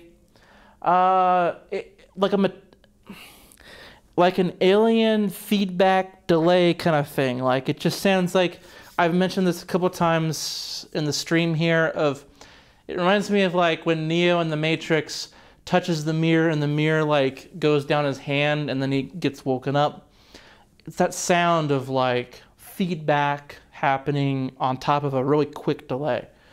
And so this is a kind of effect that might be really great for a drum breakdown or a bridge or something that is not the main drum sound, but is something really unique. And it was one of your ideas to put this as an overhead, which I probably would have tried eventually, but I wouldn't have done it today. So I'm glad you guys requested that I do that. That was a good idea. So I'm pretty sure we got everything. Let me make sure that I actually filmed the last take here. Yep, cool. So we got everything. So I don't know what else to talk about, but I guess if you guys have any last minute questions, or we'll go ahead and call it for the day. Yeah, what it is, between the bass drum and snare,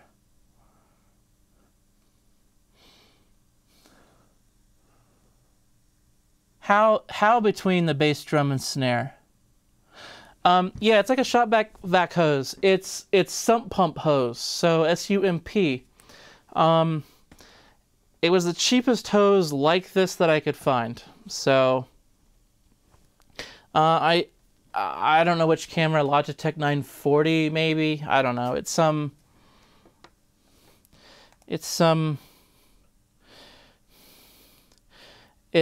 like, I guess you can see that there, what it looks like. So yeah, it does a pretty good job, but I don't think it's not even in 1080. I guess I'm supposed to be in 1080, but I guess I don't get to be in 1080, so it might be time to do an upgrade. But well, cool. Well, all this should be rewindable. This should be up on the channel. So I'm going to go ahead and call it. You can rewind to any part. Hopefully you can hear the audio real good. I've made sure to turn off most of the time.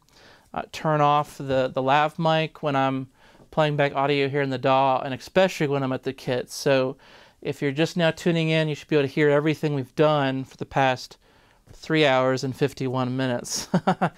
But I got a lot done today. Thanks for joining me. It's been a lot of fun to have you guys along and kind of join me for the afternoon of me prepping for an episode.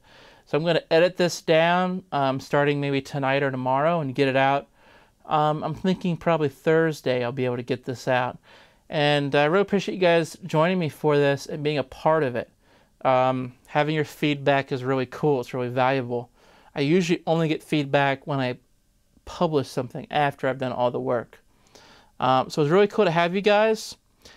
Just wondering if hose overhead are in real time with real overheads, because some of the frequencies should be delayed of length of hose. Yeah, that's the thing, you know.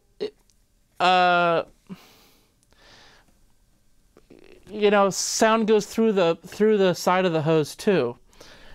So yeah, we should have a 25 millisecond delay, right? We kind of do. If you listen for it, we kind of have that delay. It's fighting the direct sound and the delay sound. So yeah, my big thing is, hey, if you're curious about this, try it out. It's really cool and it's cheap material. So don't let me be the only one that does this stuff. This is a lot of fun. It's a lot of fun to experiment and get cool sounds that maybe nobody's ever heard before. So anyways, yeah, thanks guys. You're welcome. Thanks for joining me. I'll talk to you soon.